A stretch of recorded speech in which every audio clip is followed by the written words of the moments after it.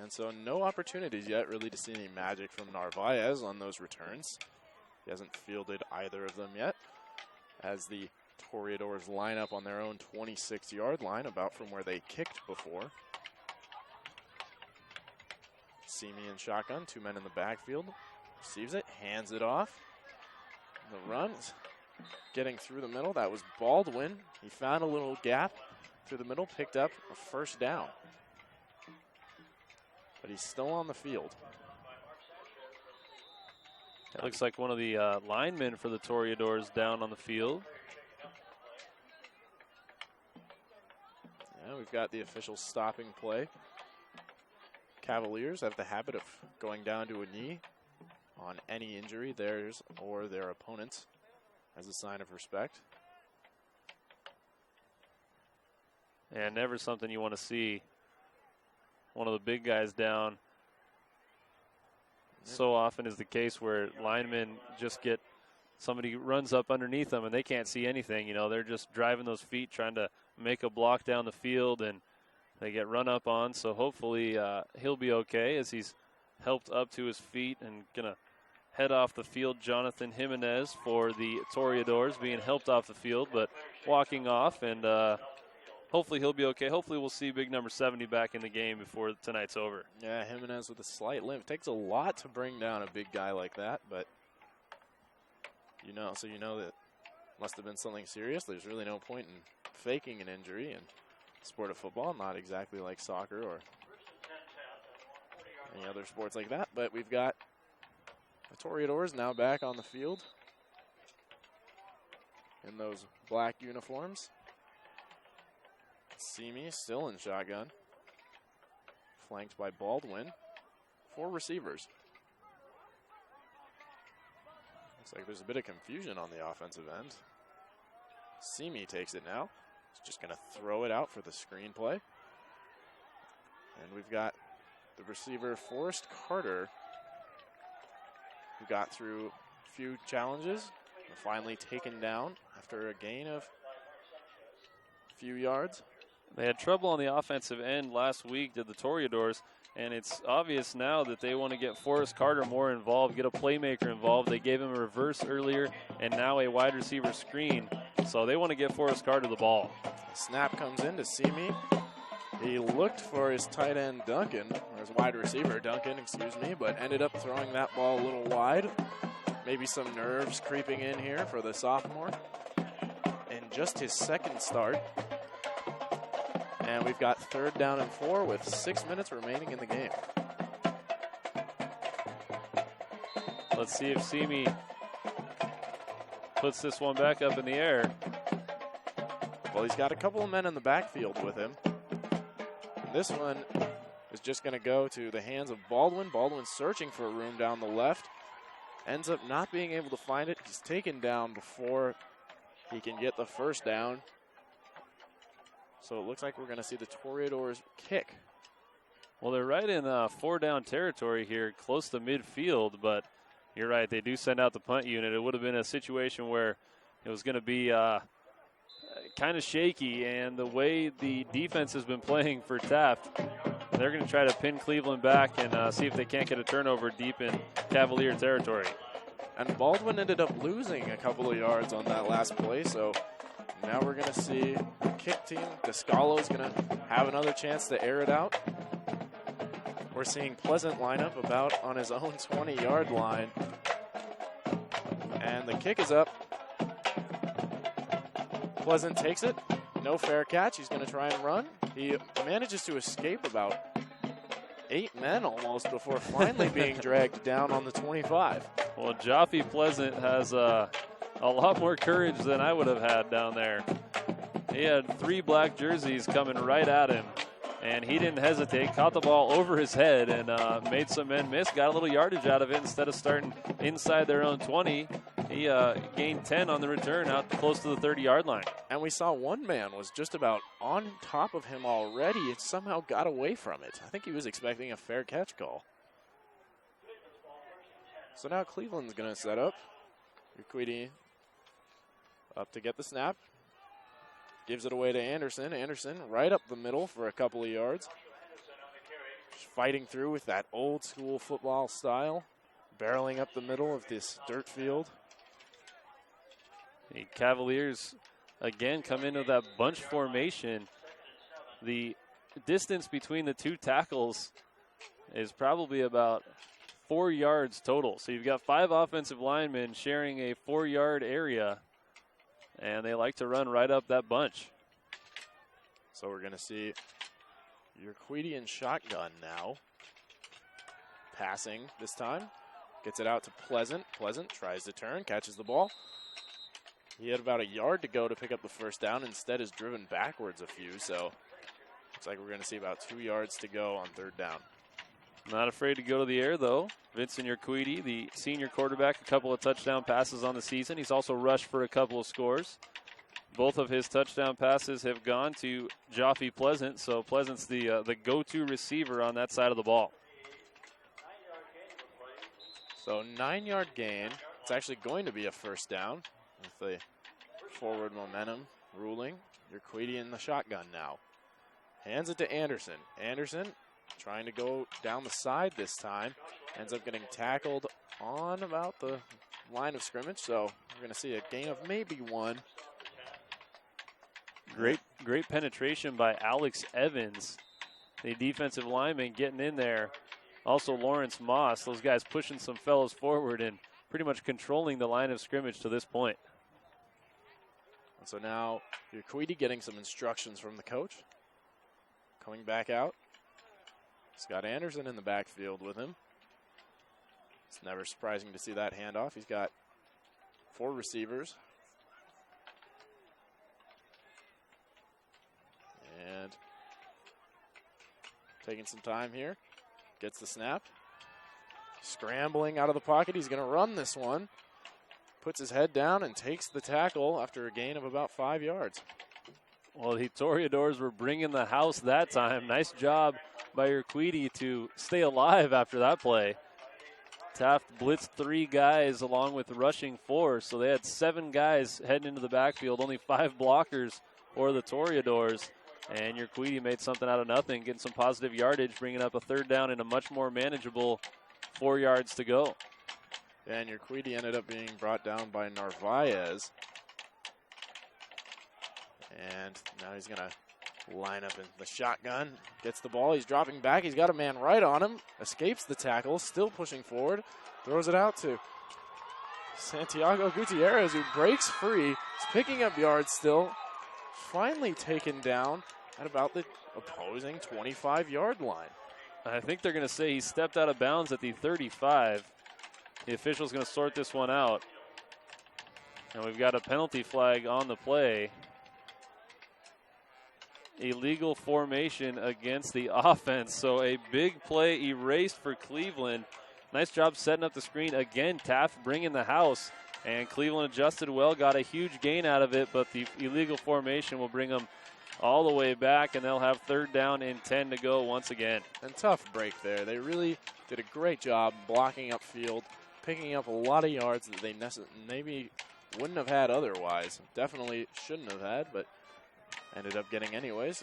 That was excellent work there by the Cavaliers, but we're going to see them come back now to their own 39. Well, we'll see what they do here. Looks like they are going to spread it out a bit. 2:39 to play in the first quarter. Urquidi back in the shotgun once more. Takes the snap. He's scrambling to his left. Looks like he's going to run out of bounds with this one.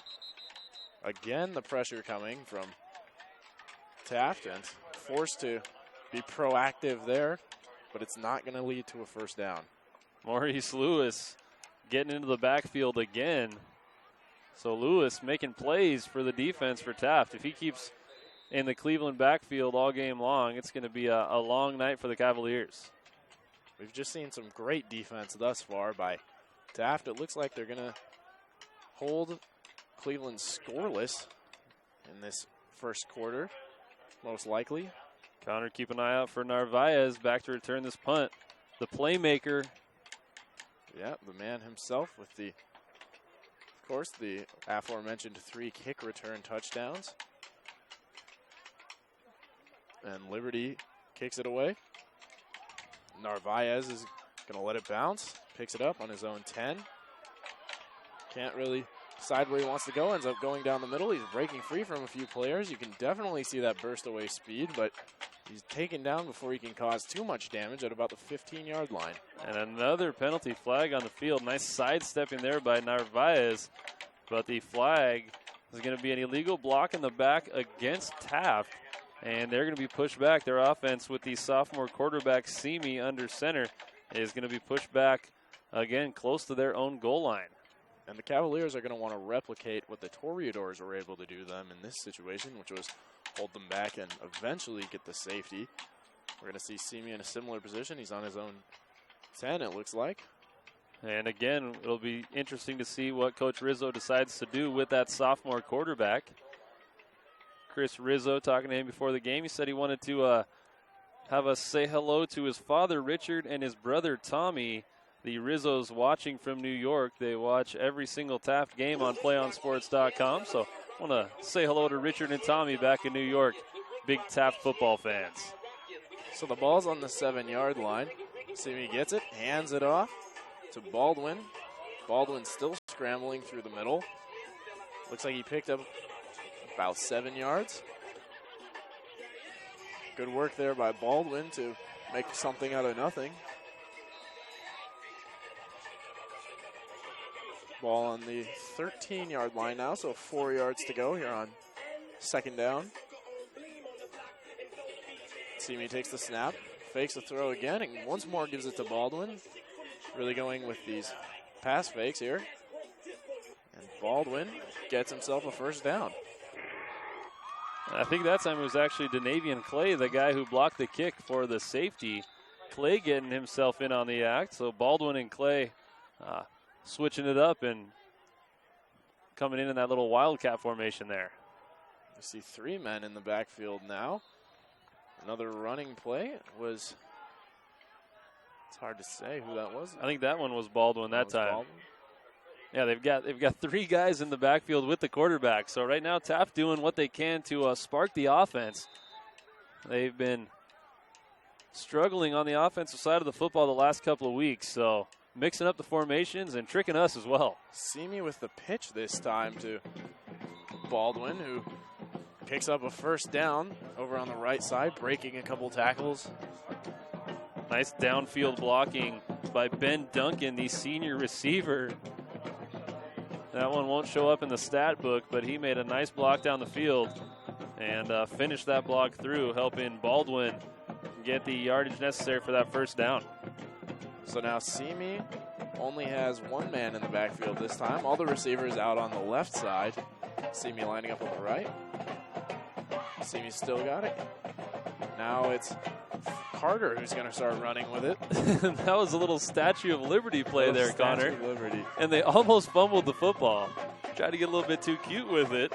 And Simi nearly losing the ball as he tried to make the handoff to Forrest Carter. But again, we're talking about it. They're trying to get the ball in Forrest Carter's hands, get him to make some plays.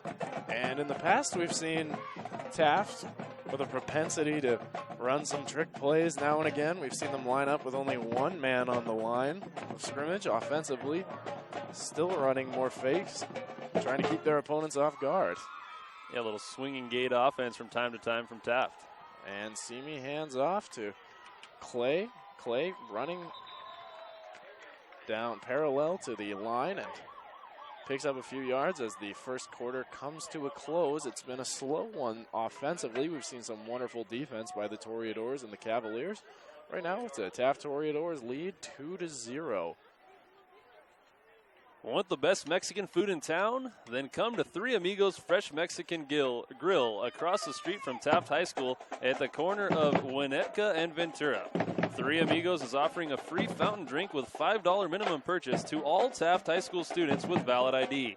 The offer expires November 30th. Don't delay. Eat at Three Amigos today. Do you want to watch more of your school's great matchups like the game you're enjoying here tonight? Tell your school to sign up for the PlayOn Sports School Broadcast Program. The program allows schools to broadcast all their games and other activities on the web. For more information, go to playonsports.com/SBP. So, Brian, what is there to say besides how about that defense? The defenses are playing very well on both sides of the ball. And right now, the Toreadors getting a little something going on offense, a little more than anybody has got going so far this evening. And let's see if they can't get this drive to continue, mixing the ball up, getting it to some playmakers. And the Toreadors trying to get something going on offense. But, yeah, great push up front by both of these defensive fronts. Now we've seen a soccer score thus far in this quarter as Simi gets it and hands it off to Carter, who's bursting through the middle.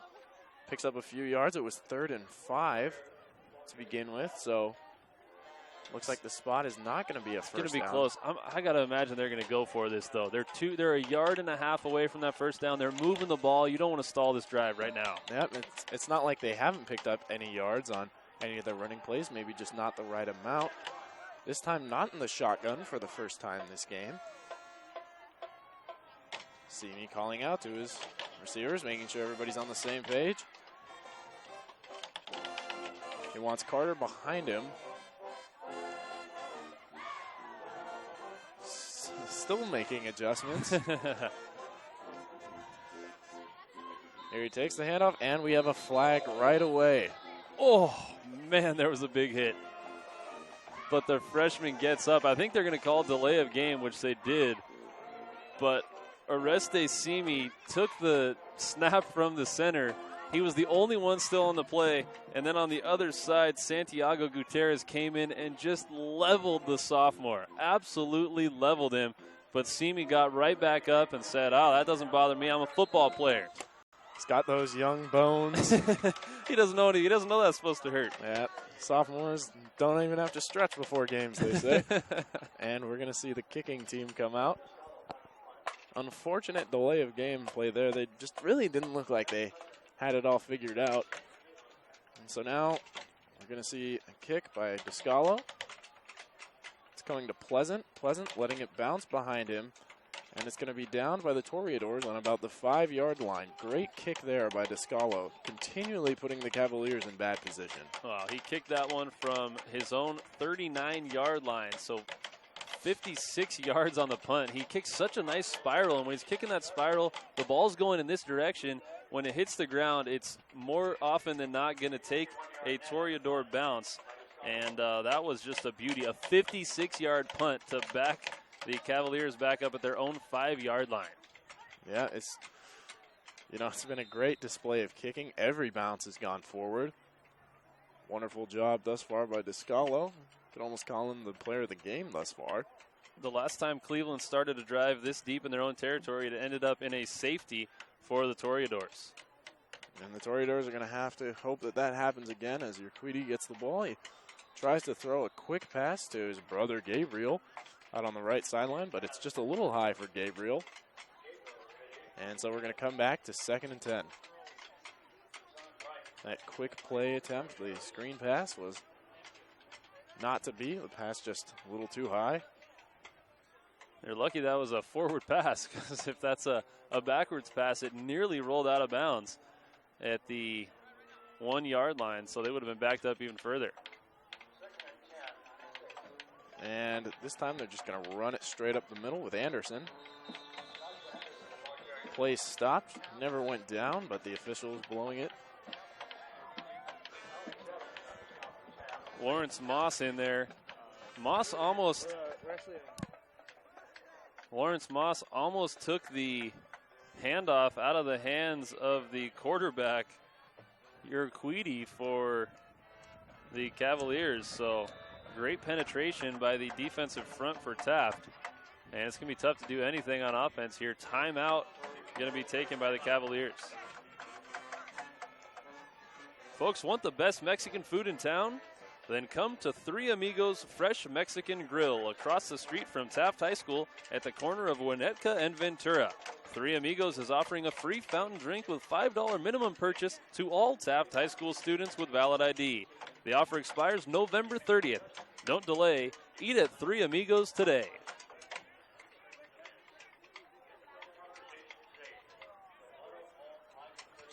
PlayOnSports.com is not only your destination for Friday night football action, but it's also the place for the most comprehensive coverage of high school playoff and championship events in all sports from across the country. PlayOnSports.com, high school sports lives here. And we've got about 10 minutes and 20 seconds left in the second quarter here at Taft High School. We've seen here on this brisk October night. The rain has started to fall a little bit. The field's getting muddy. Soon the trees will be turning colors. And we've got football, of course. Cavaliers back from the timeout. Big third down here for Cleveland. Yeah, they've got 3rd and 10. Snap comes into Urquidy. He hands it off to Pleasant, who is running across the backfield, but Pleasant downed in the backfield for no gain. Abraham Thomas again with a one-on-one tackle. So nice. Coach Rizzo's got to be pleased with the sure tackling by the Toreadors defense. Abraham Thomas not letting anybody get by him. And in the open field, it's so tough to make that tackle. He's doing a great job. This is a situation backed up. The punter is in his own end zone. I got to imagine the Toreadors are bringing the house. They're going to try to block another one. Yeah, and it wouldn't surprise anybody if they did it. Liberty has to be a little bit nervous here. And the snap comes in. Liberty gets this one off. It's going to bounce well before it gets to Narvaez, so the Cavaliers are just going to down it about the 45-yard line. Well, that's a really nice kick by Liberty. Colin Liberty, the junior.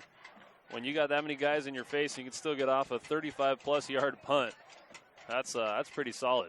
Yeah. Toreadors, great field position, though. Let's see if they can't get something going on the offensive end here. Maybe go down and get 6 points. Yeah, it was excellent work there by Liberty, but Toreadors have to like where they're standing.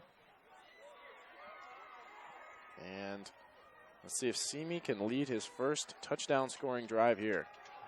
Hands off this time to Baldwin, who can't break any tackles there, but still picks up a few yards. And Connor, the Toreadors are almost in field goal range right now. Jordan Descalo, he can boot one. Oh man, they're in field goal range just about everywhere on the field. But we've got 2nd and 6 here. Simi. He's got Baldwin with him. It's taking a while to get this snap off. Let's hope they don't have another delay of game. Here it comes.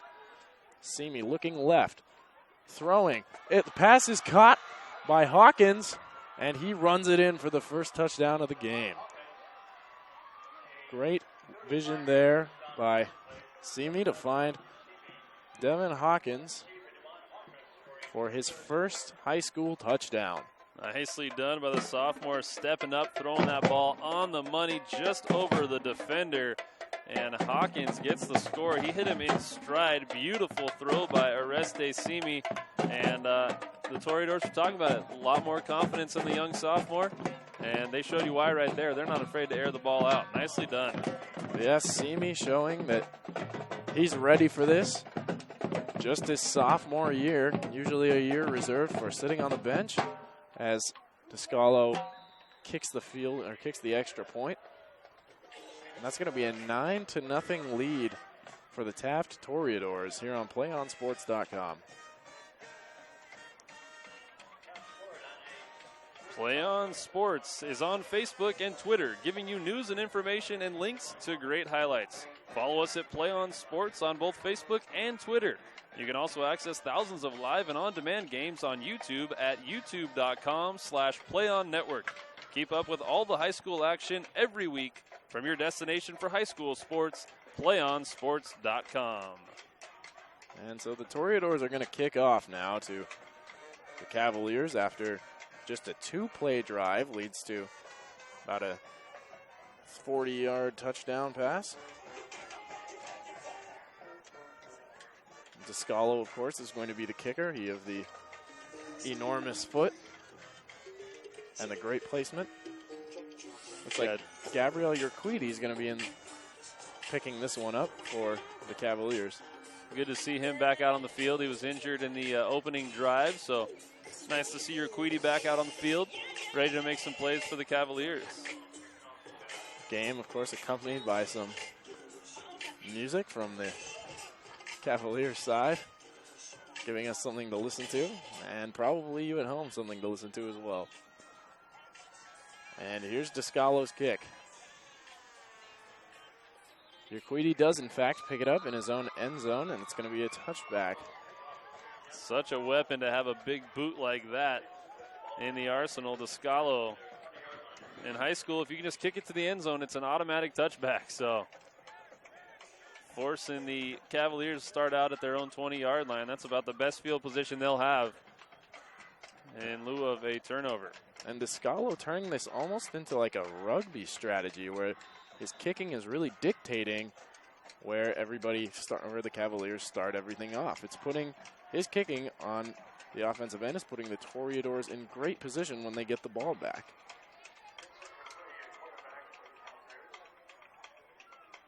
And so the Cavaliers are going to start off their drive on their own 20-yard line. Urquidy's got a man in motion. That's Gutierrez. Get it, and they go straight up the middle, I believe, with Anderson. That's how they've been starting a lot of their drives. And again, not much doing. The Cavaliers trying to go right up the gut, but up front, the Toreadors are led by Lawrence Moss, and he's really putting in some work along with Alex Evans, pushing that front forward. Yeah, just stubborn with that play, really. Lance Shaver in there as well. Those three guys make up a big front three for the Toreadors. Then on the other side, you've got Lewis. So Urquidy takes the snap. He's had some pressure there, but he manages to find Pleasant, who spins off a man, picks up a first down. Good work there by Urquidy to keep his wits about him when he had Hawkins running at him. Yeah, that was really impressive stuff by Urquidy. You're talking about having your senses about you. The defenders were bringing the pressure. There were two guys coming in completely unblocked. Urquidy didn't have much time to get rid of that one, but he did a nice job getting it out to his favorite target, Jaffe Pleasant, the senior receiver. And the offensive line for Cleveland looks like they're having a little bit of trouble, letting in a lot of players. Urquidy takes the handoff, throws it over to Anderson in the backfield, and he's taken down. Maurice Lewis. He is in the backfield immediately on the snap every single play. I got to imagine the Cavaliers are going to try to go to some kind of hard snap count or something, because Maurice Lewis just hears the snap and he's already in the backfield. He ripped that defender down 5 yards behind the line of scrimmage immediately as he touched the ball. Yeah, this offensive line has been leaky with players like Lewis dripping on through the cracks, finding players to take down in the backfield like Anderson. Urquidy's in the shotgun this time. Give himself a little more time. He has to scramble immediately, though. He's going to get away here, and he's going to take the hit. Pick up about 5 yards, but there's a flag in the backfield.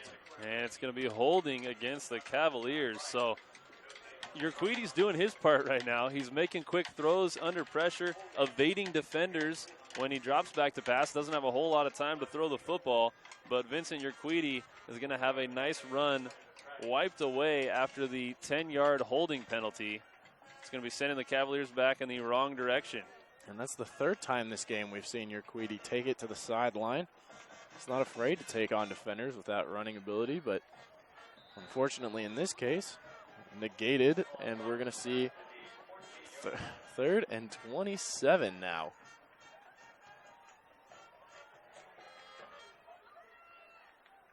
So Urquidy back in the shotgun. Anderson in the backfield with him. No, now Anderson going to the line of scrimmage as a receiver. Urquidy's going to run again. He breaks free of the defenders. He's finally taken down after a big gain, though. Wow. 20-plus yards on the run. Urquidy just going that quarterback draw right over the right-hand side. Nice blocking up front. We had talked about Taft doing a great job breaking through the front line of the Cleveland Cavaliers, and that time the Cavaliers offensive line stepped up to the challenge, made some space, and their senior quarterback did the rest. Urquidy picking up over 20 yards to make it exactly 20 yards, actually, to make a third down and a much more manageable 7 rather than what they just had 2nd and 27 right before this. Excellent job by Urquidy, who's now got one man in the backfield. And so Urquidy takes the handoff and gives it away right away to Anderson, who picks up a few more yards, scrumming through there. They're going to be about 3 yards short of that first down, but I think they got to go for it here. They're moving the ball, 5.5 minutes to play in the second quarter. Instead, they're going to send that punt unit out. You hate to see your offensive drive stall here. It's 4th down and 3. I know you're in your own territory, but this might be an opportunity for a fake here. Especially with the way that Urquidy's been running the ball. Keep your eyes out. We also got Narvaez deep for the Toreadors. Never want to see him touching the ball if you're the opposition. No, never. And let's see if Liberty can get it away from Narvaez on this kick. Taking a while there to kick it is Liberty. Goes to Narvaez. Narvaez gathers it at his own 25. He's looking for space, but defenders loom everywhere, and he's taken down after a gain of about 8 yards. Maurice Lewis almost blocked that punt. And then a great form tackle, David Herrera, one-on-one against Narvaez, and he's a tough guy to bring down. But Herrera had no problems with it. And problems is trouble and problems. I combine those two words to sound like I don't know what I'm talking about. David Herrera, the senior, with a nice tackle on special teams. Big play for the Cavaliers. So Simi's going to come off fresh off that touchdown pass, his first in his high school career. This time he throws it short over to Denavian Clay, who's looking for space in the open field. Pick up about 5 yards there. Brought down by Jose Yescas, an Iron Man for the Cavaliers, playing running back and defensive back. Yeah, and the gain is going to be 5, so we're going to see 2nd and, of course, 5. So, Simi now in the shotgun, 2 men in the backfield. Gets the hand up, gives it to Carter, who finds his way around the lineman, but is taken down after a gain of about 3 yards. Mark Sanchez in there on the hit. He's a big hitter. Yep, not as renowned for that in his Jets career, but out here we've seen the other Mark Sanchez making some great tackles. Here's Simi with a fake pass, end up pitching it to Anderson, and Anderson breaks free of almost everybody. The way he started to accelerate was hard to believe, and he picked up about 10 extra yards past the first down marker. And that was Nashawn Baldwin on the carry, on the pitch, and he turns it over. Fumble late after the play, so you talked about it, 10 extra yards on the carry by Baldwin, but he lost the football and turns it over to the Cavaliers. They're going to have the best field position they've had all evening long. Yeah, they have it on their own 43, and excuse me on the Anderson comment, it was Baldwin running, had the teams mixed up a little bit there. But here we have the Cavaliers, as you mentioned, Brian, in great position. 4 minutes left in the quarter. If there's any time to score, it'll be now. Got 4 minutes left. They have a timeout left. So here's Urquidy. Gets it, and he looked like he was going to run there, but the flag of the officials stops that dead in its tracks. Well, a lot of flags coming against the Cleveland Cavaliers. This time it'll be against the opponents, the Taft Toreadors. So Cleveland will take that flag all day. They've been seeing a lot of yellow laundry, and normally it's been on them, but this time they'll get 5 yards in the opposite direction. They're going to have the ball close to midfield. And you said it looked like Urquidy was going to be taken off with that one himself. That's been their best offensive play. I wouldn't doubt that we see that again here on 1st down and 5. A little quarterback draw with Urquidy. You have to say that maybe it was a smart defensive play there by the Toreadors to get the penalty, because Urquidy could have been gone. And here he is scrambling again, looking to run once more. Urquidy this time taken down without a gain. And he's laying on the field still.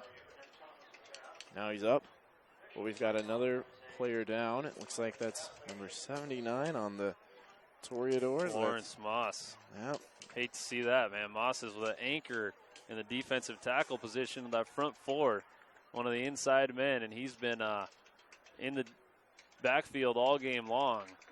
And Moss was grabbing at his ankle, so looks like the team doctors are looking at it. Hopefully there's nothing too wrong with it. Cavalier players kneeling.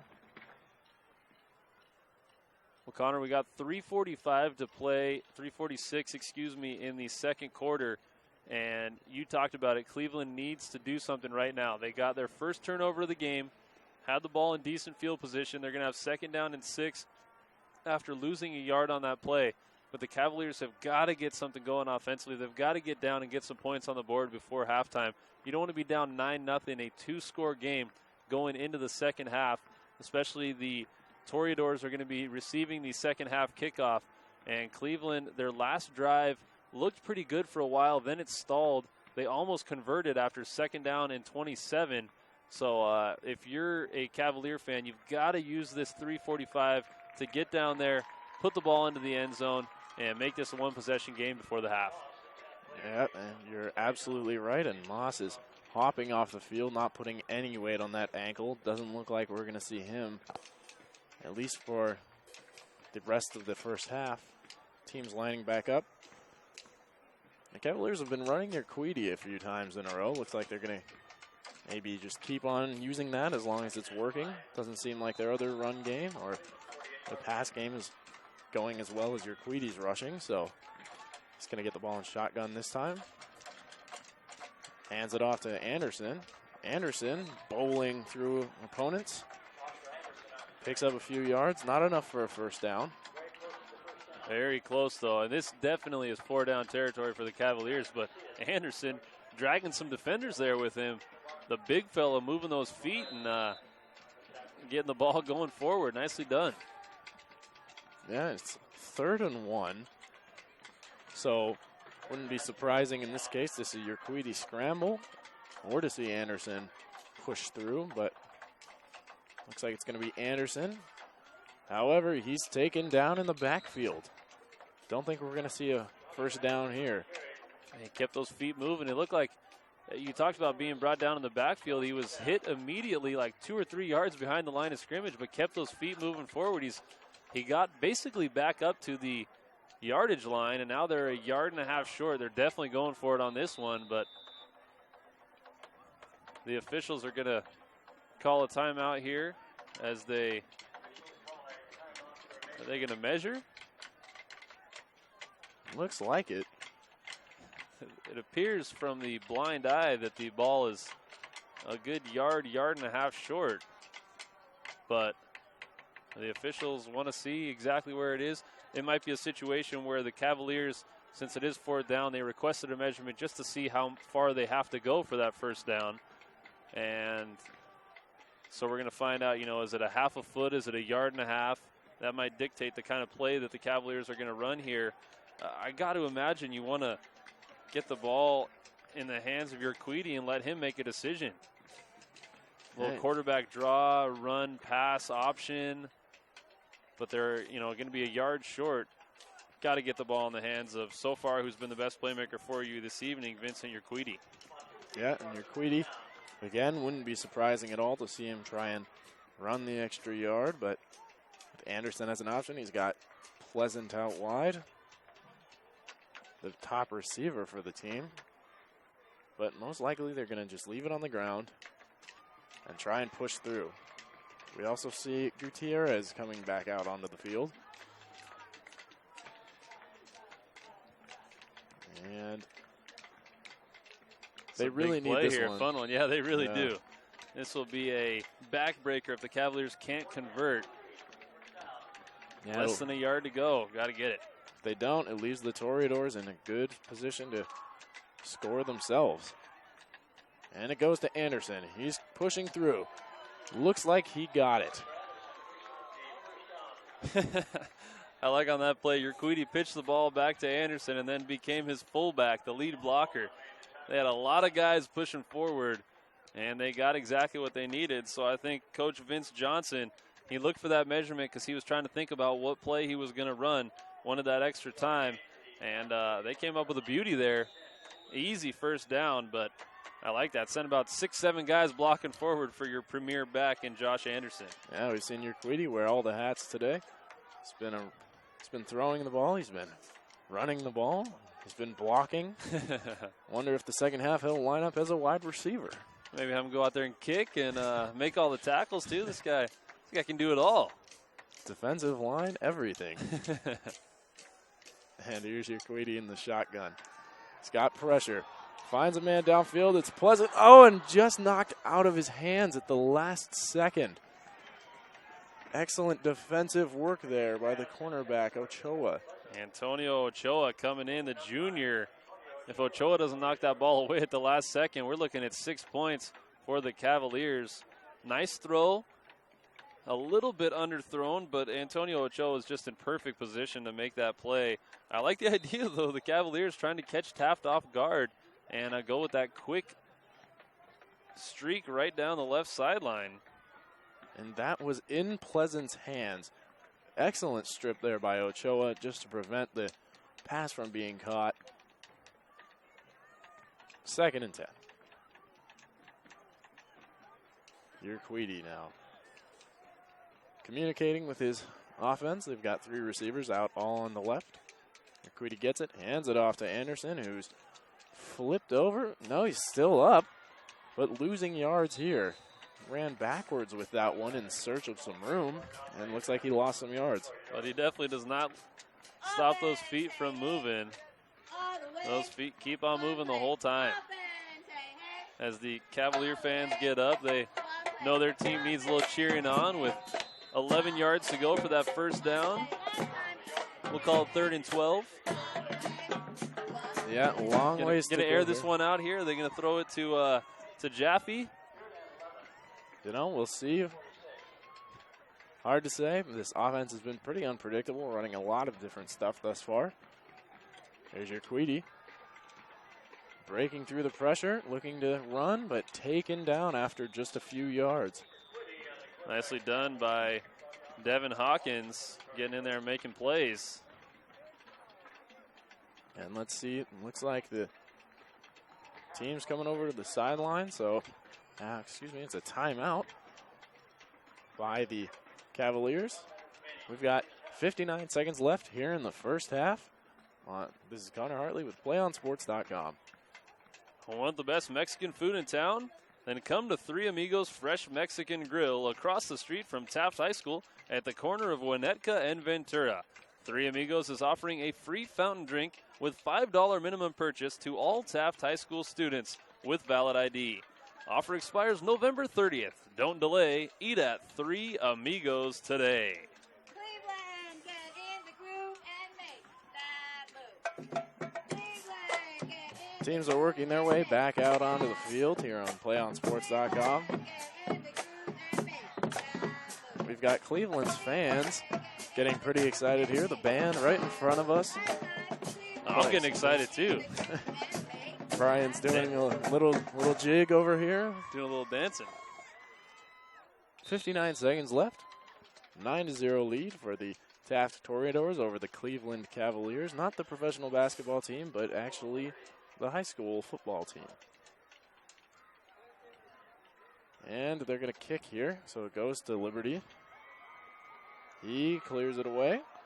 It's going to be a great kick if they can down it. Did they get a touch to it is the question. I think that one went into the end zone. Colin Liberty just booted that one. That was a beautiful spiral up in the air. A couple of really good kickers on both sides of the field today. And Liberty, that one just getting past the offensive player down there trying to recover that one was Joshua Lug. And instead the ball trickled into the end zone. It's going to be first down and 10 from the 20 for the Toreadors. If you're Taft, what do you do here? Do you try to take that ball down the field, or are you content to take your 9-0 lead into the half? Well, I don't see anything wrong with that 9-0 lead, but Simi had that pass earlier in the first half. I wouldn't be surprised to see them go for it. And here they get a quick split over to the number 14 Duncan, who runs out of bounds after a gain of about 8. Looks like they're going to work their way up into kicking position probably. Well, the Toreadors have 2 timeouts left, 46 seconds to play in the second quarter. And nice job by Duncan getting out of bounds, saving those timeouts. Try to move that ball down the field.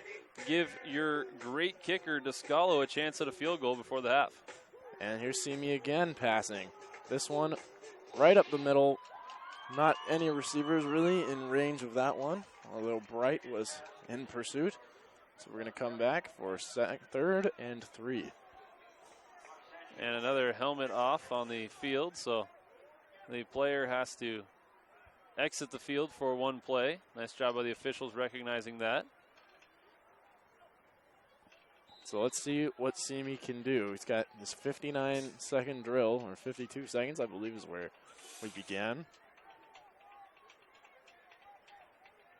Ball on their own 27. Simi gets it.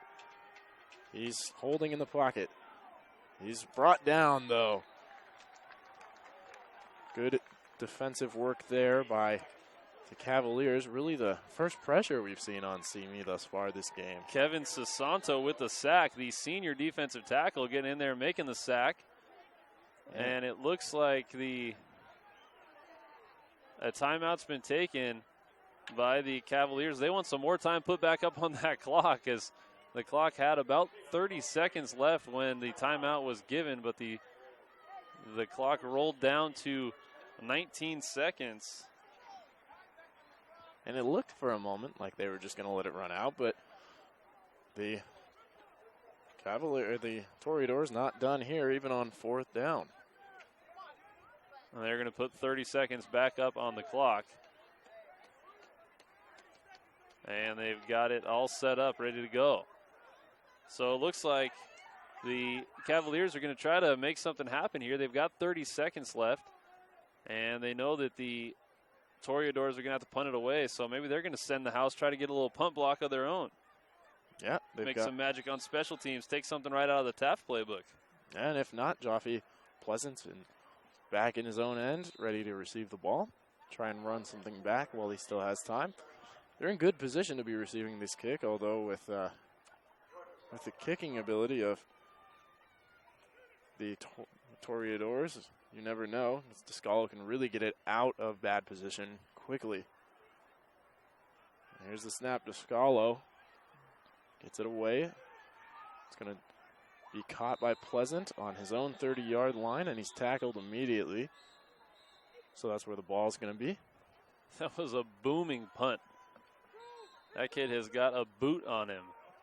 Descalo really just deciding to take matters into his own hands and put his team in the right position to maintain the shutout for the first half, although looks like we have another timeout.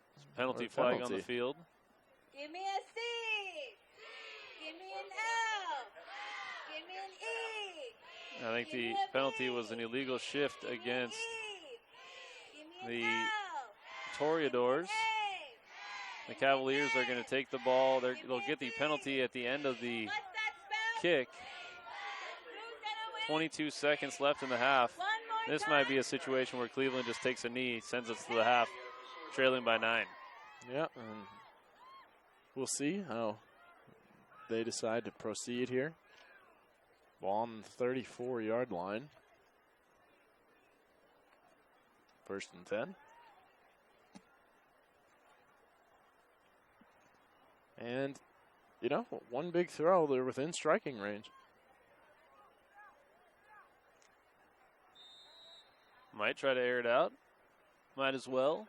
They've got one timeout left, 22 seconds, and 54 yards between them and the end zone.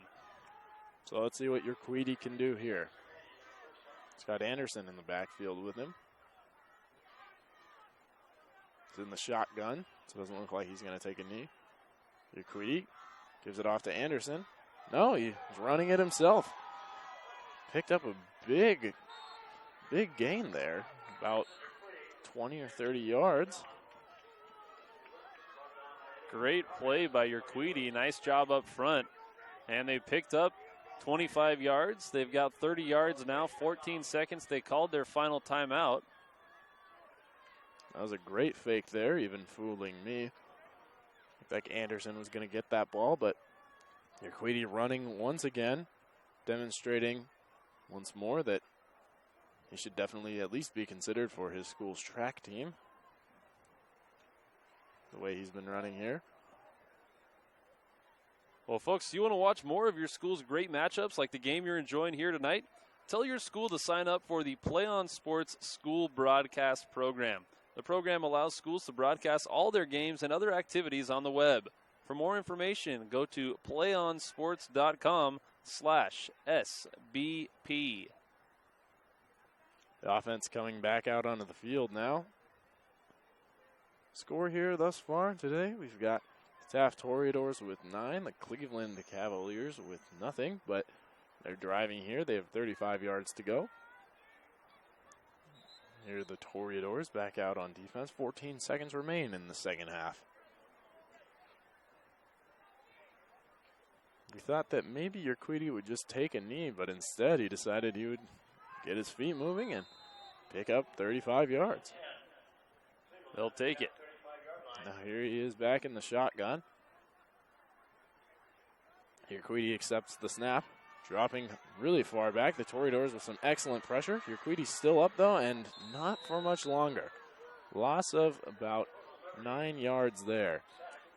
And the clock's going to run out on this first half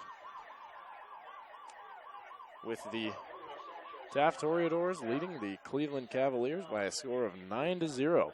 We'll be back in a few moments with the PlayOnSports.com halftime show. Don't go anywhere. It's Friday Night Football on PlayOnSports.com, your destination for high school sports.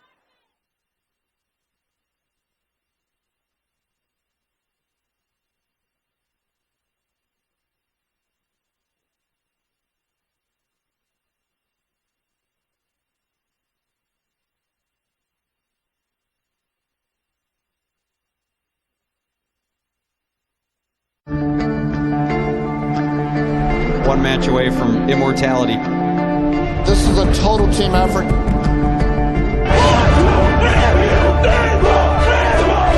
We're gonna come at you. One shot.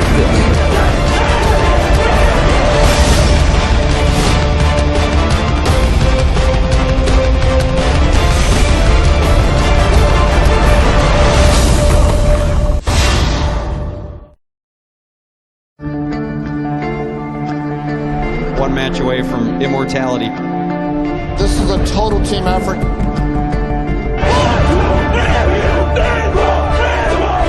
We're gonna come at you. One shot.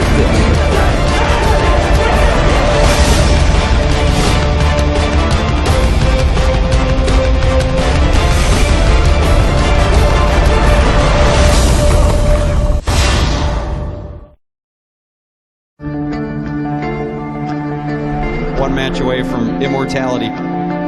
This is a total team effort.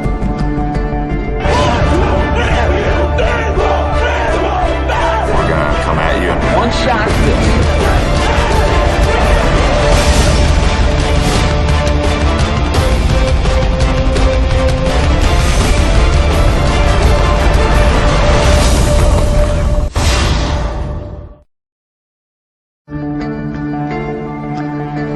One match away from immortality. This is a total team effort.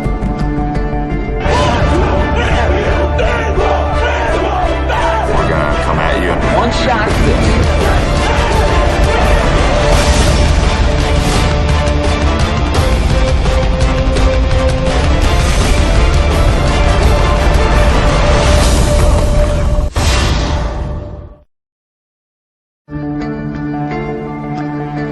One match away from immortality.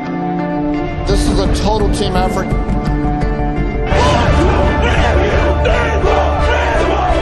We're gonna come at you. One shot.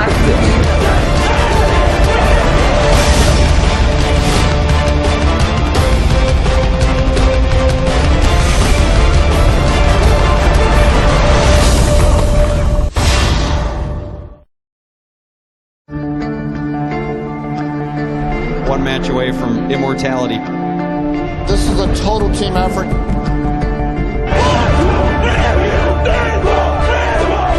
We're gonna come at you. One shot.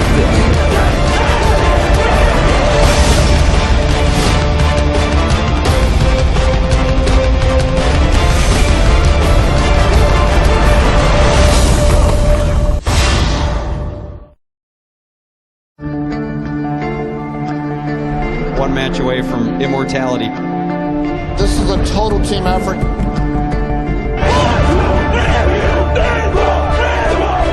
We're gonna come at you. One shot.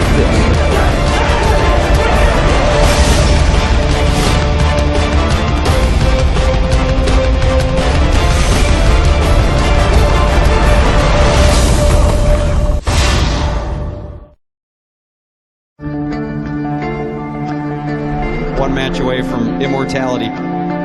This is a total team effort.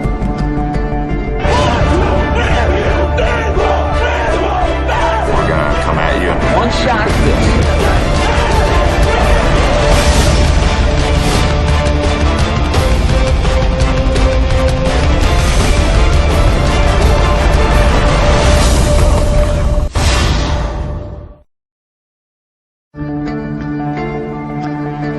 One match away from immortality.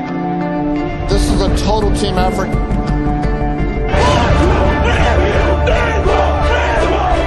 We're gonna come at you. One shot.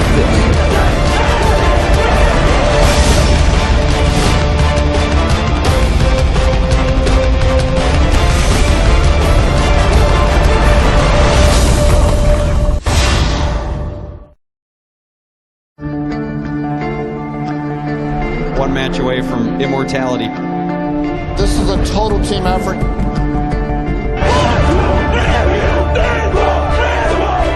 We're gonna come at you. One shot.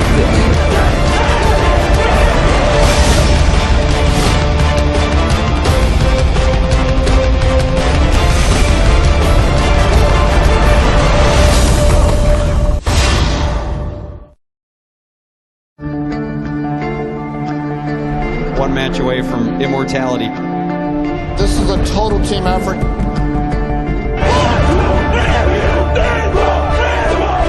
We're gonna come at you. One shot.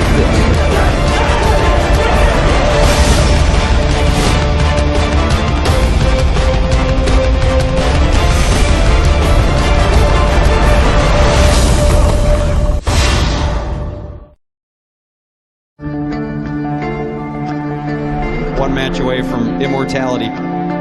This is a total team effort.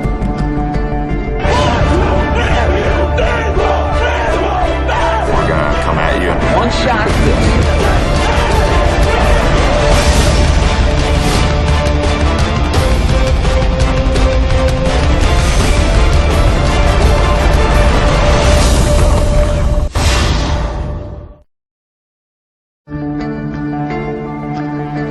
One match away from immortality. This is a total team effort.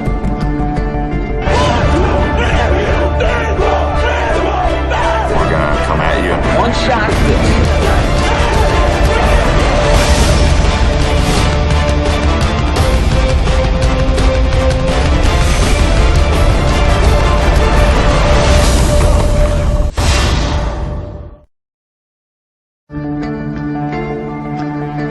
One match away from immortality. This is a total team effort.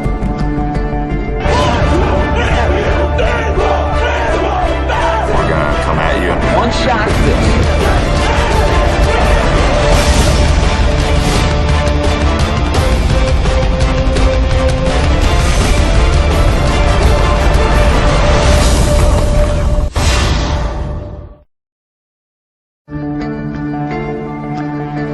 One match away from immortality. This is a total team effort.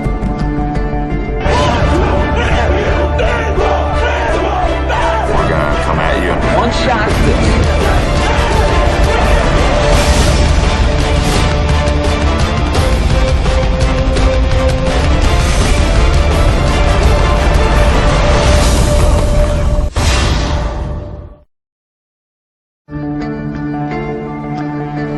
One match away from immortality.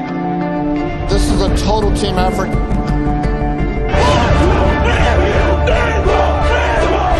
We're gonna come at you. One shot.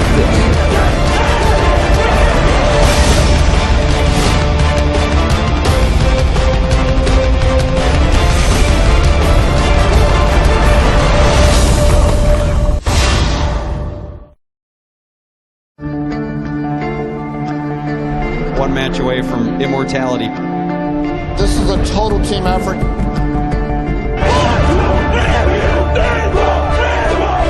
We're gonna come at you. One shot.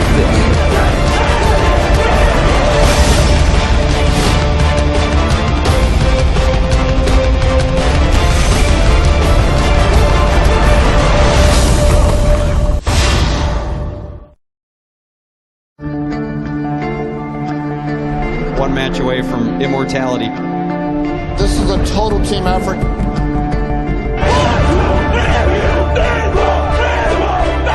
gonna come at you. One shot.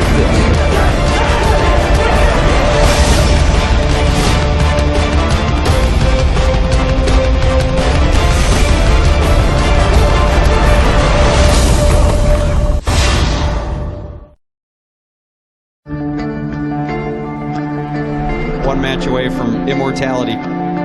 This is a total team effort. We're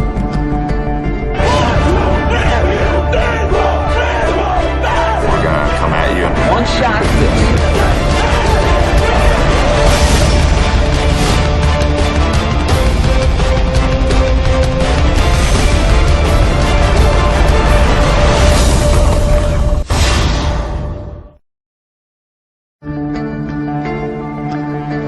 One match away from immortality. This is a total team effort.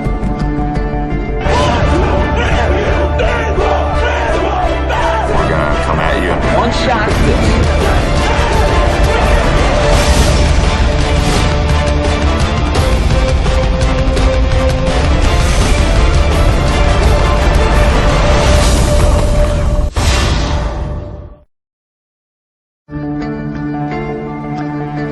One match away from immortality. This is a total team effort.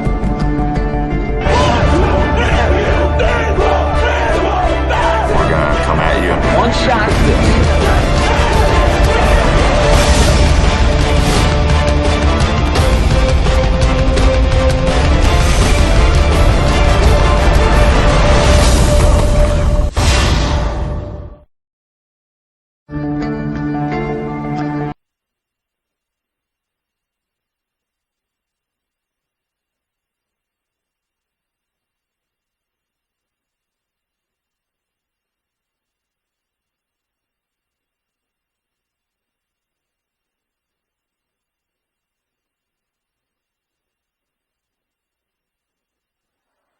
Welcome to the PlayOnSports.com halftime show. Coming to you from Taft High School in Woodland Hills, California, I'm Connor Hartley alongside Brian Vilman. Our halftime score is the Taft Toreadors 9 and the Cleveland Cavaliers 0. And Brian, it's really been all Taft thus far in the first half. It has so far. The Toreadors have been dominating the line of scrimmage both on offense and defense, and they got things started early with that great defensive stop to force a punt from their own end zone for the Cavaliers. The Toreadors blocked that. Danavian Clay took it in, blocked the punt for a safety out of the back of the end zone, and the Toreadors took a 2-0 lead. Then later on, the sophomore quarterback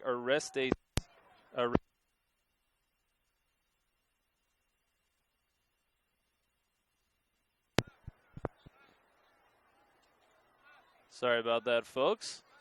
Little technical difficulty, but Areste Simi found Devon Hawkins for a 38-yard touchdown pass, which made the score 9-0, where we stand right now. The Toreadors ahead of Cleveland. The Cavaliers had some flashes there in the second half, though, as they started to move forward and get the ball up and down the field.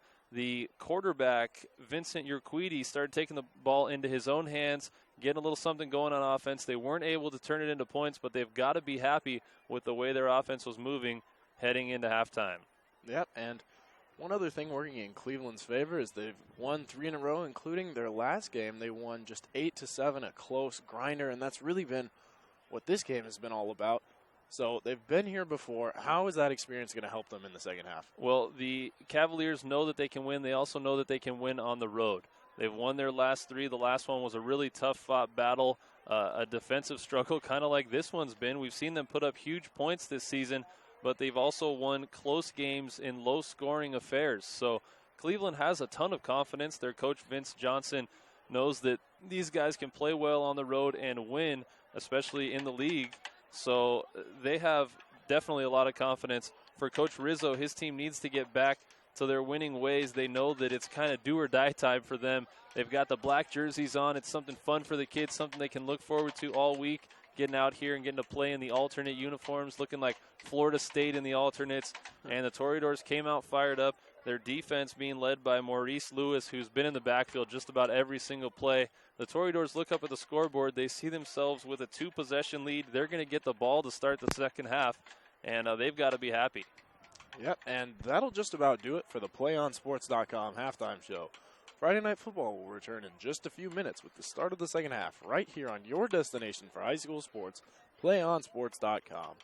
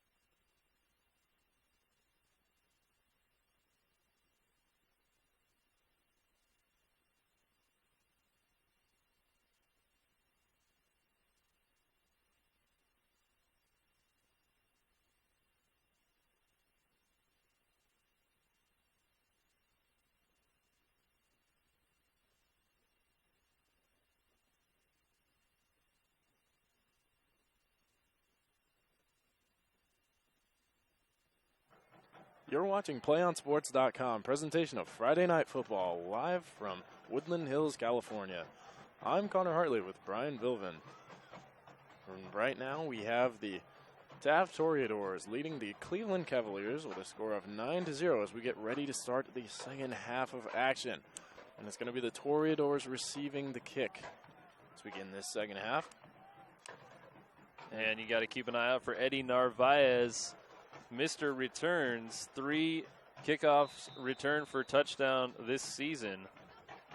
Let's see if he can't make it 4 to start off the second half. Cavaliers kicker is going to be Colin Liberty, the junior.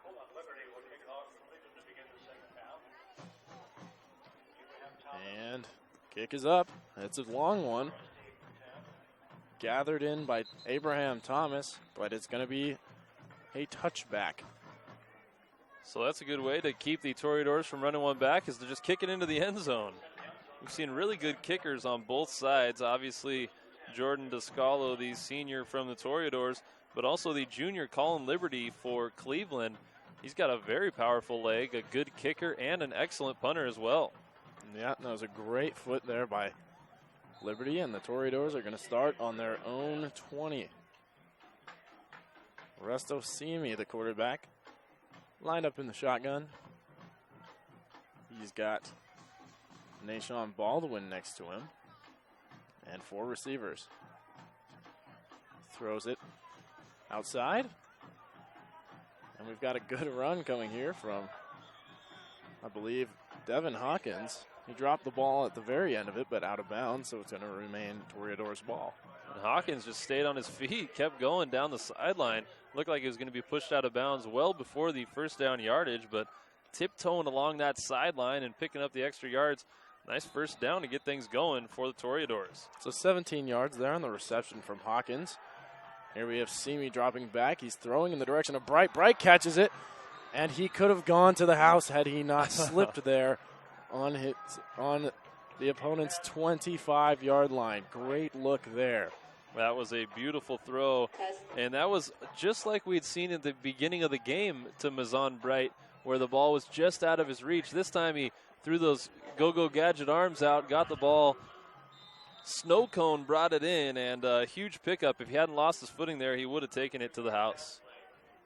Here we've got Simi again with a couple men in the backfield with him. Takes it, hands it off now to Abraham Thomas. Thomas picking up a few yards. He was hit hard by Mark Sanchez. Sanchez, a heavy hitter out there for the Cleveland Cavaliers. Sanchez, one of just 2 celebrity name sharers on his team. The Cavaliers also have Steve Francis, a senior wide receiver and former point guard of the Houston Rockets. Just got some eligibility for this high school season. And here we have Simi throwing it in the backfield to Baldwin, who couldn't get his hands on the ball in time for him to make a good run, but he still caught it. Looks like they're going to lose a couple yards on this one, though. Jose Yescas doing a nice job on the defense there. And I think that ball might have been backwards. If Baldwin hadn't come up with it, it might have been a fumble and able to be picked up by the Cavaliers. But Yescas has been in there on a lot of tackles from his cornerback position for Cleveland. So now this brings up 3rd and 12. Simi gets it. He's scrambling. There's already pressure. He throws it wide to Denavian Clay. Clay catches it just short of the first down, it looks like. But that was about a pickup of 10. And this is a interesting situation here, decision here. I think they're going to try to attempt a field goal. This will be a 39-yard field goal, so well within the range of the big-footed Jordan Descalo. And this would be big to pad that Toreador lead. And for Descalo, I mean, it's got to be like a 10-yard kick for anybody else, right?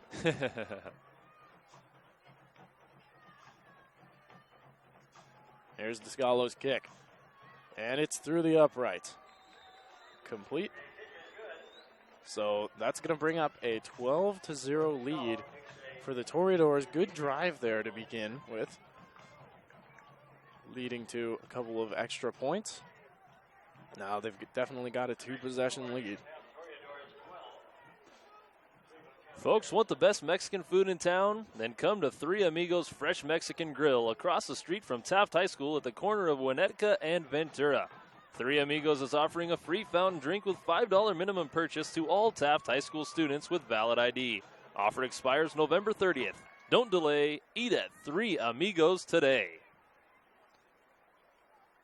And again, great way to start for the Toreadors. Now up 12-0 as they prepare their next defensive stand. It's going to be Descalo kicking off. He can really get that ball wherever he wants it, the way he can place it and the power of that foot. And that's a great drive to start off the second half for the Toreadors, going down, getting points on the board. And they move the football well. Nice job by the sophomore quarterback, Areste Simi, letting loose. Coach Rizzo giving him the green light to fire that ball down the field. Big catch by Mazan Bright during that drive, and it results in a nice Descalo 38-yard field goal to pad that lead. 12-0 now. The Toreadors leading it, kicking it off to the Cavaliers. Now here's Descalo kicking it away. It's going to go to Pleasant. Or excuse me, that's actually the younger Urquidy. Lost his footing there. We talked about it in the pregame show. If footing might be an issue out there, and that's right in the muddiest area on the field. And Urquidy just lost his footing, went straight down, and the Toreadors are going to be backed up. Excuse me, I said the younger Urquidy. They're actually, looks like they're twin brothers, both seniors. As the Cleveland Cavaliers have the ball at their own 14-yard line, a tough hole to dig themselves out of, and it's right in the wet mud where there's actually visible water out on the field. That's football. I love it. And here's Urquidy faking a handoff, running himself. And he's going to be taken down at the line. This has really become their primary weapon on offense. He has the play action where he runs the ball as well, or the quarterback, just straight quarterback draw. Urquidy with the ball in his hands has been the primary option for the Cavaliers. And it's interesting, they've kind of gone away from Josh Anderson, who came in as their leading rusher, most touchdowns on the team, most yards on the team by far. Coming into this contest, over 150 yards a game on the season, but he's had a quiet evening so far. Yeah, Anderson really serving more as a blocker and distraction than anything else. As Urquidy runs again. I think he might have had a little bit of trouble with that snap there. Lucky that he held on to the football. And in there again for the Toreadors, we've been saying his name a lot. That's Alex Evans. Alex Evans just a sophomore, but making his presence felt on that defensive front. Doing a nice job getting in there and disrupting the Cavalier offense. So Urquidy ended up picking up just a yard. Now he's back in the shotgun. No one in the backfield with him. And actually, here comes Anderson. So Urquidy, will he call his own number once more? It's the ball. He drops back to pass this time. A lot of pressure early. Throws it short to David Herrera. Herrera puts forth the motion to pick up the necessary yardage for first down. I like that play right there, running the screen pass. Normally when they've run that screen pass, they've gone to Joshua Anderson. That time they go to Herrera, and David Herrera just walked that first down yardage. Yeah. Too easy. It's a well-drawn-up play. It's something we haven't seen yet from the Cavaliers. Here they come back again. Urquidy gets it in the shotgun. He's pulled down this time before he can pass. That's the sack. Nice job getting in there, disrupting that offense. Big Lance Shaver, a senior for the Toreadors.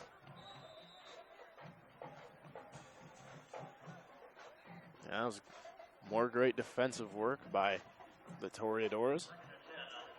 2nd and 10 now on the 28-yard line for Cleveland. Got a couple men in motion. Got about 3 guys in motion there. Better get set before you snap this ball. Urquidy gets it, hands it off to Anderson. No fake this time. Anderson, though, unable to pick anything up out of that. Looks like it's going to be 3rd and 10. And they're going to have to throw here, probably. You would think so. This might be another opportunity for that swing pass. They've got in the backfield lined up David Herrera as the other back. Looks like he might go to about a wing back position here. Actually lined up as a tight end. So maybe another tight end screen here to Herrera or something quick and let one of the playmakers get that 9 yards you need. Urquidy gets it. He's scrambling to his left. It looks like he's going to run again. He's breaking a tackle, but pulled down by the cotton of his jersey. And that's just a gain of about 6 or 7. That's not going to do it for Cleveland. The sophomore Clutch Martinez with the tackle, making a play on 3rd down, and it's going to bring up a punting situation for the Cavaliers. Clutch Martinez with the best football name in the game right now. Can't argue with that one, Brian. Couldn't see anything else you'd want to be referred to more than Clutch. I think sports. Clutch Martinez might need to be the kicker, though. That's a kicker name right there. Yeah. But the big fella likes to go down there and make hits, so. So, hey, let him do what he loves. Here's Liberty kicking. That one almost blocked there. Kick is going to go to Narvaez. Beautiful punt. Yeah, it was a great punt by Liberty, and it's going to be downed now by the Cavaliers. Another almost 50-yard punt. These kickers are putting on a show. They're playing one-up each other. Yeah. Anything you can do, I can do better. That's how it's been. Going back and forth, putting on a show. They've certainly been the standouts this game. But now we're going to have Simi starting at his own 12-yard line. It's the ball, quick throw now over to Clay. Clay fighting through some tackles. Good screen play there. I like that, almost using that as a form of running and a way to get Oreste Simi some quick completions, get his confidence up. Still just a sophomore. I know he's out there making a ton of plays, and you forget how old he is, but just doing a really nice job getting the feel for some completions here in the second half. He's playing with the confidence of a much older player as he gets this next snap, finds Clay right in the seams there of the defense, and picks up another 1st down. He had about a 3-yard window to throw into there and just delivered a bullet. Right. They were saying he's got a great arm, and they'd like to show it off, and they are just moving the ball down the field. Nice precision by the sophomore. This time he's going to hand it off to Baldwin, who's going to pick up 10 yards again. 3rd consecutive 1st down by my count. And a flag. A lot of times you look at teams and they use the run to set up the pass. Right now the Toreadors doing the exact opposite. They're using the pass to set up the run, and it's working very effectively on this drive. Yeah, really opening up the defense. Can't seem to do any wrong, except let's see the nature of this flag. The officials are discussing it.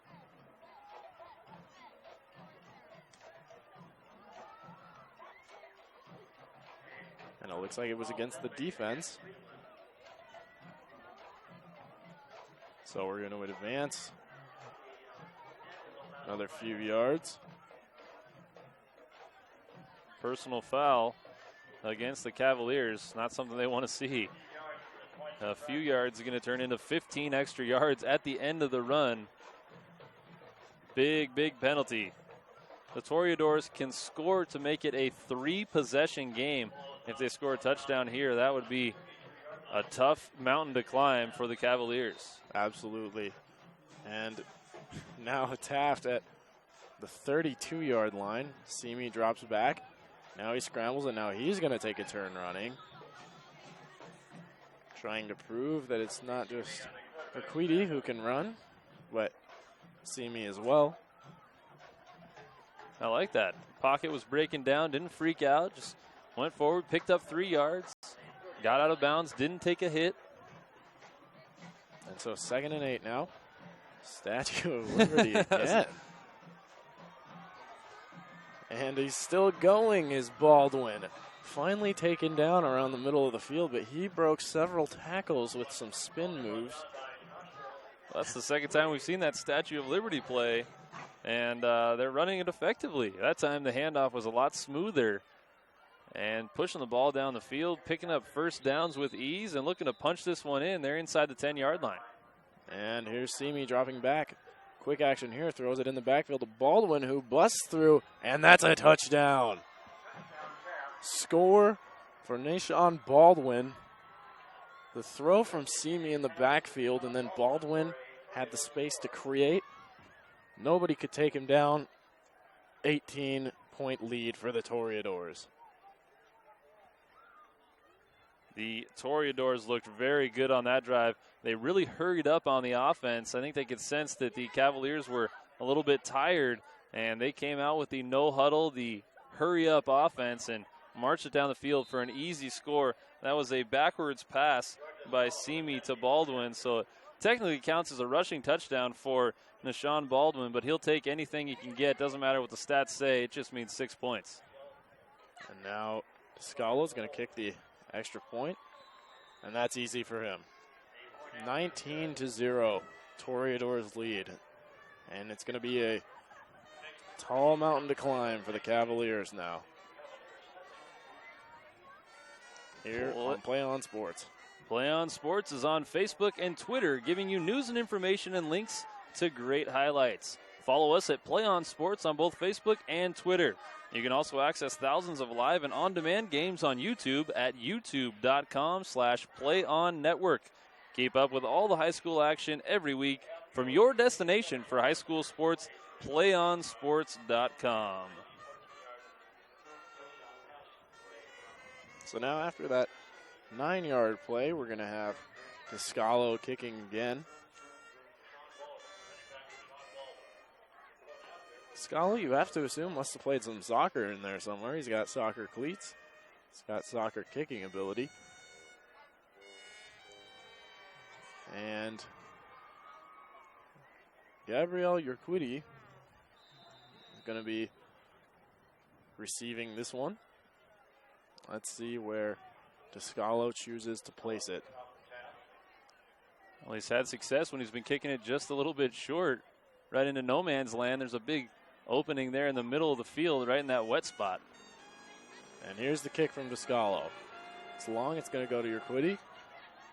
And we're going to see him try and run this one back. He's breaking down the right sideline. Goes with a helmet-on-helmet challenge against Jacob Salas, but he's down and about the 20-yard line, maybe the 25. This is a big, big possession here for the Cavaliers. They've got to score, got to be pushing the ball down the field. I think they got to go to the air a little bit. Yeah, with 4 minutes and 41 seconds left in the third quarter, scoring now is really essential. It's not a question. It's a must. Got to have it. They're going to have to open up that offense a little bit. They've been struggling to get anything going here. They got that bunch formation, though. And Taft can hope to put this one away by stopping them here.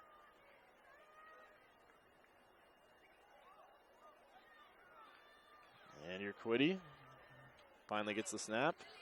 Throws it straight to Jose Yeskis, who breaks through the line but is tackled by the safety. That was a potentially dangerous play there. He still picked up the first down. I think we got a penalty marker on the far side of the field. The official's talking about something. And if this pulls it back, that'd be too bad for the Cavaliers. That was one of their better offensive plays we've seen this game. Well, it's also the first time we've seen Jose Yeskis get a carry. It was illegal shift, so the Cavaliers, it looked like they got everybody set before they sent the man in motion, but the play is all for naught. Sorry about that, Connor. Oh, it's fine. Very disheartening, though. This has to hurt if you're a Cavs fan right now. Almost as much as the decision.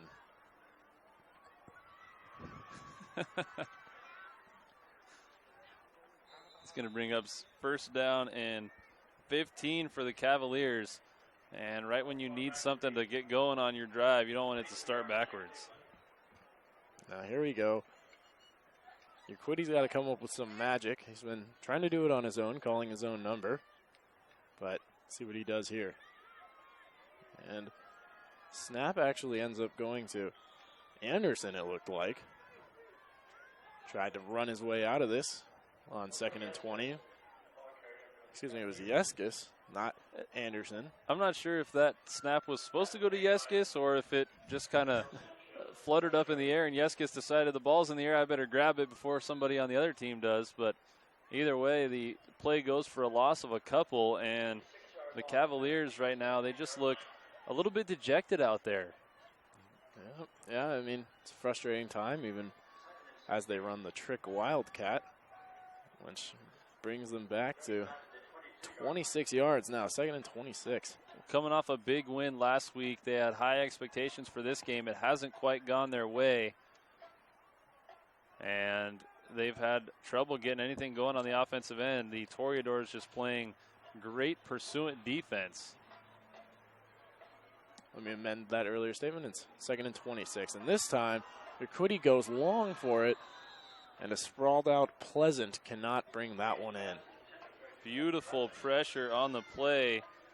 Mazon Bright in man-to-man coverage against Jaffe Pleasant, and really that was going to take a perfect throw to be a completion. Urquidy put it pretty close to the money, but just out of the reach of Pleasant. Great defense played by Bright.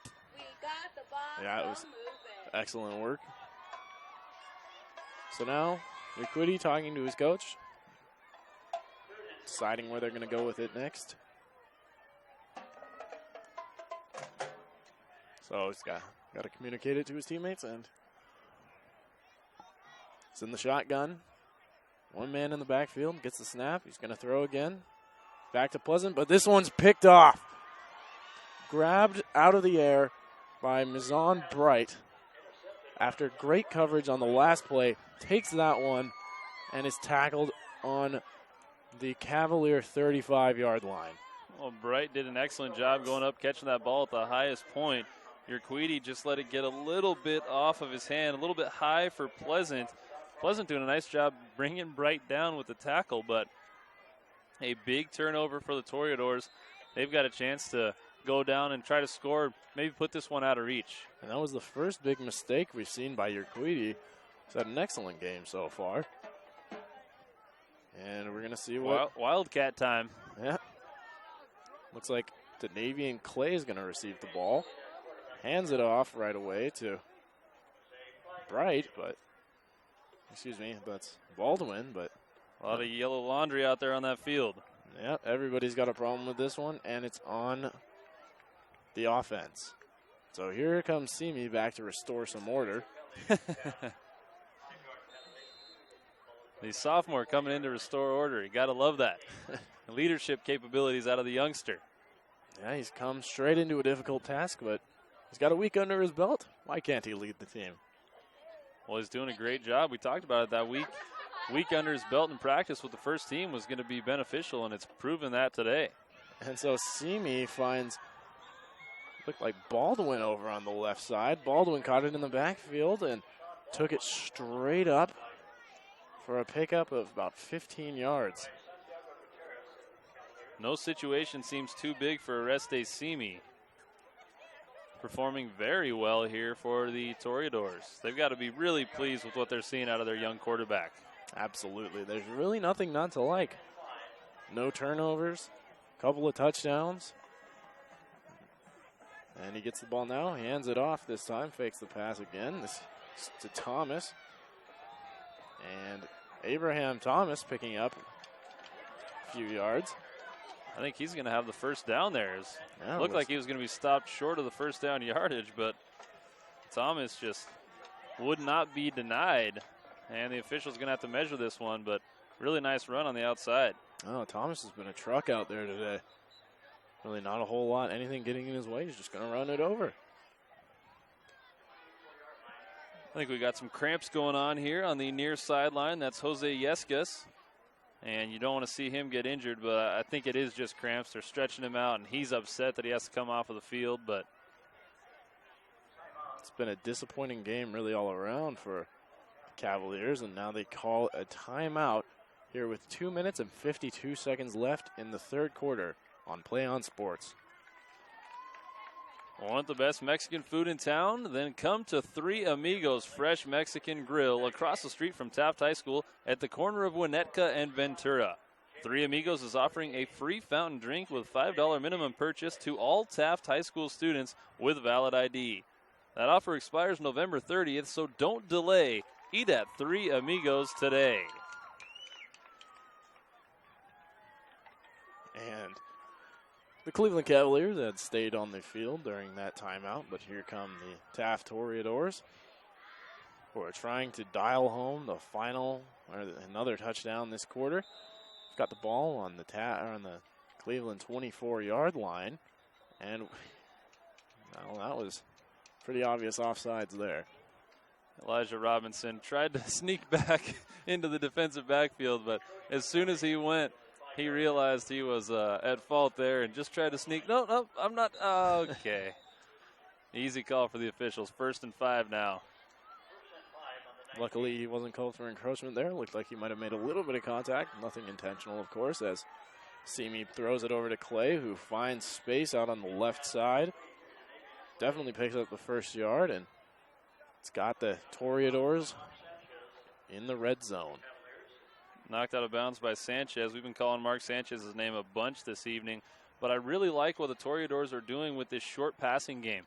Giving the quarterback these easy throws to guys who are catching the ball out of the backfield and then making plays with their legs. So the quarterback throws about a 5-yard pass and it goes for 20. You got to love that for your young quarterback. Yeah, we've seen some excellent movement there by especially Denavius Clay. And here's Simi again. He's going to scramble himself. Picks up a few yards. It's 10 yards to the goal, but we have a flag thrown. Been a lot of flags this evening. Well, let's see what this one's a call for. It was on the far side of the field. Hard to see, really, from our perspective at least. Personal foul against the offense. That's going to move them back 15 yards.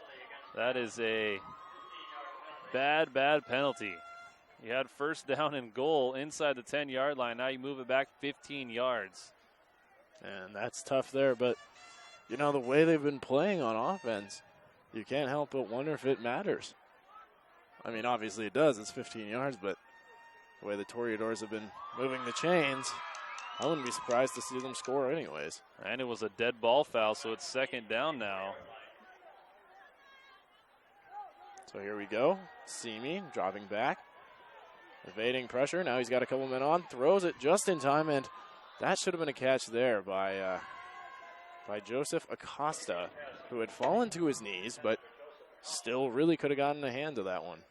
Great pressure being applied by Santiago Gutierrez for Cleveland.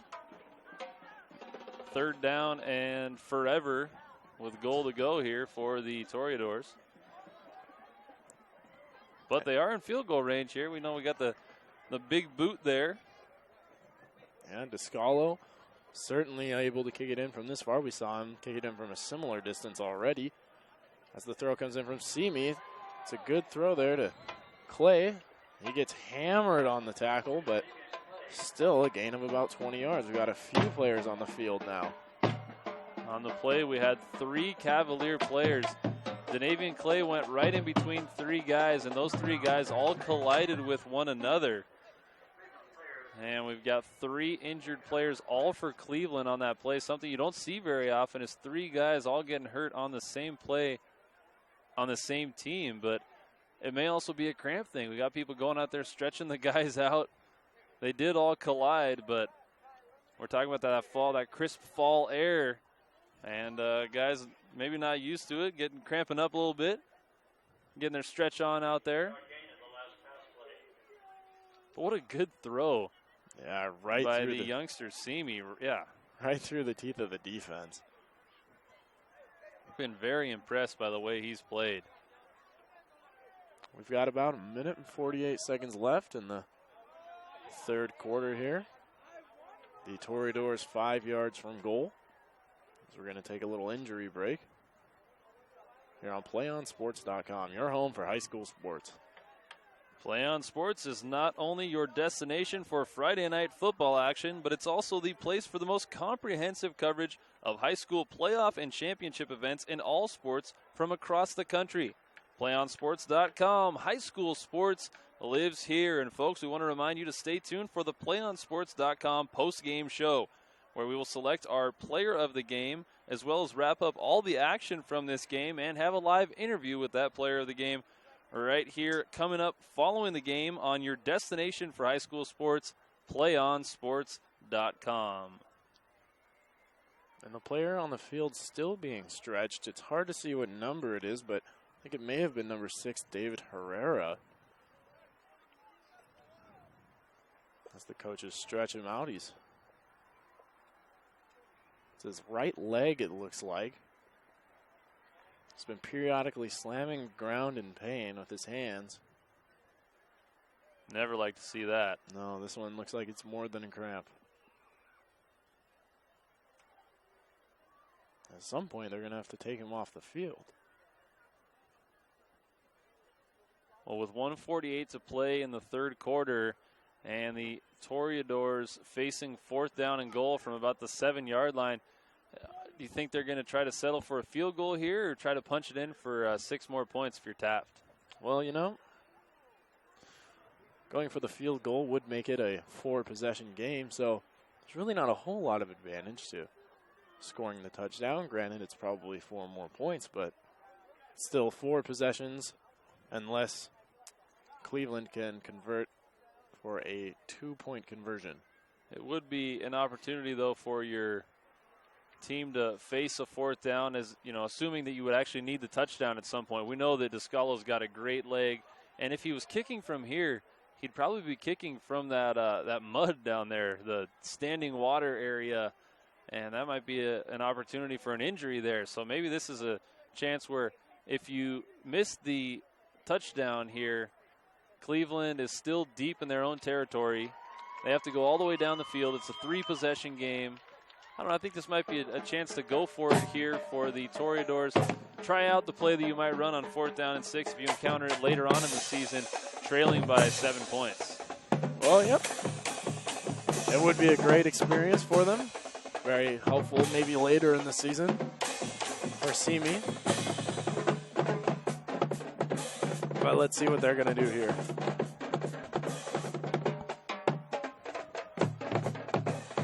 And it looks like they're going to go for it.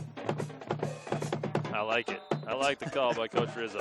Simi's got 3 men in the backfield. They give it to Clay, who's going to run through. His stop looks like he was just short of a touchdown, maybe by half a yard.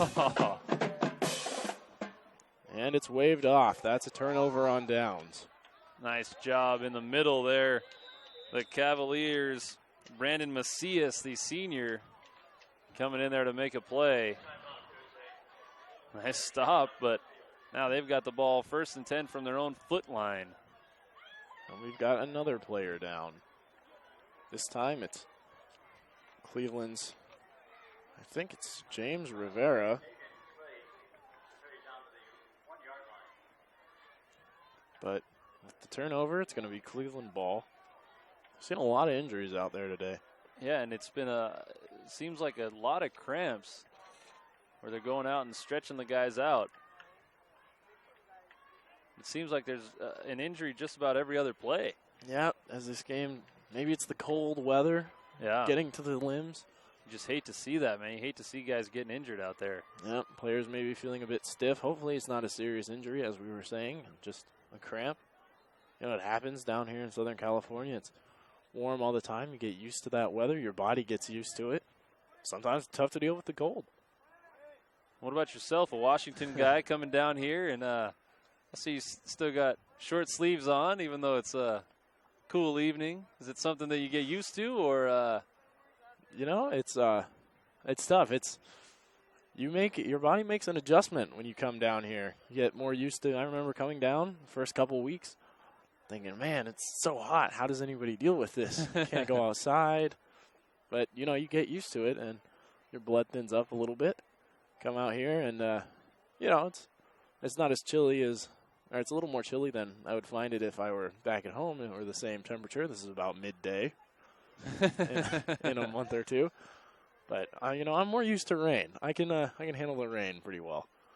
Well, that's something we don't get a whole lot of, No. but we did get a bit of this week, yesterday and then earlier this morning with some heavy downpours around Southern California. And the field has actually held up very well today. That was going to be a concern coming in. There's still a couple of patches where there's some mud and some standing water, but for the most part on that natural grass field, especially with a game going on right before this, the Taft field has held up very well, and it hasn't been a huge factor either way. Absolutely. The field built to irrigate water pretty well. It's slanted down on both sides with the only flat patch coming right through the middle of the field. The water's just going to drip down and come off the field, ideally.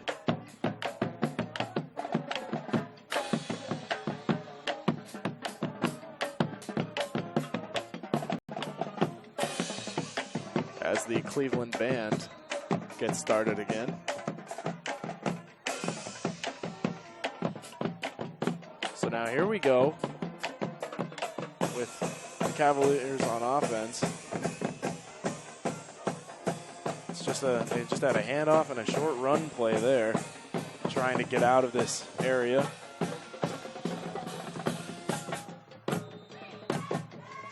And the Cleveland band getting into this one, trying to spark their offense, spark the O a little bit with some excitement here. Yep, and that decision to go for it could come back to haunt Taft if Cleveland gets some momentum going into the fourth. There's the snap, and it's an early handoff, I believe, to Anderson. Yesquez, I believe, actually. Yesquez picking up a few more yards. And since Jose Yesquez has gone in the running back spot, there's been a new little life to the Cavalier offense.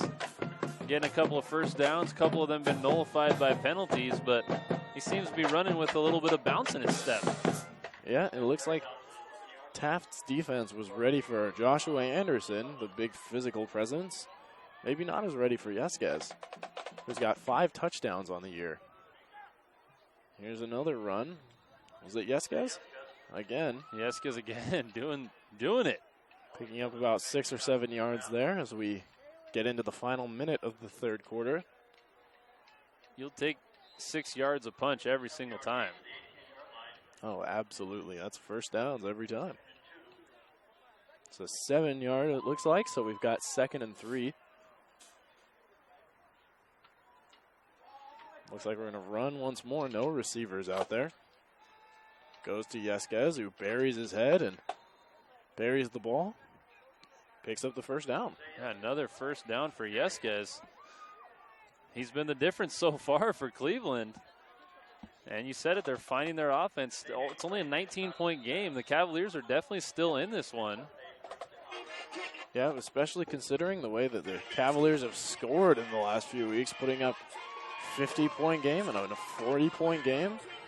19 points in a quarter and a half, or in a quarter. It's definitely doable.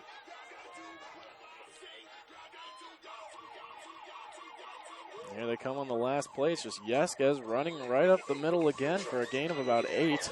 Dragon defenders. Yep, that was a great run there for Yesquez, and that's the end of the third quarter. Taft leads Cleveland 19-0 here on PlayOnSports.com, your home for high school sports.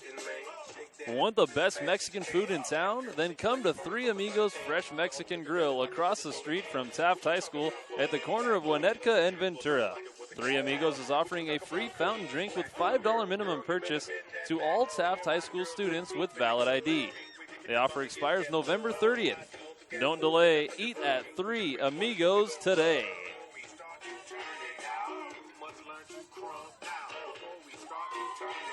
So heading into the fourth quarter, Cleveland's got the ball and a little bit of momentum, but they're facing a sizable deficit, down 19-0 right now. Well, they've got to keep feeding the ball to Jose Yescas. Running that bunch formation, just powering it up the middle, and Yescas dragging defenders, getting those first downs, and making plays for the Cavaliers. Yep, Yescas' running seems to be the only thing that can beat the Taft Toreador defense. So we've got first down. Cleveland with the ball on their own 34-yard line.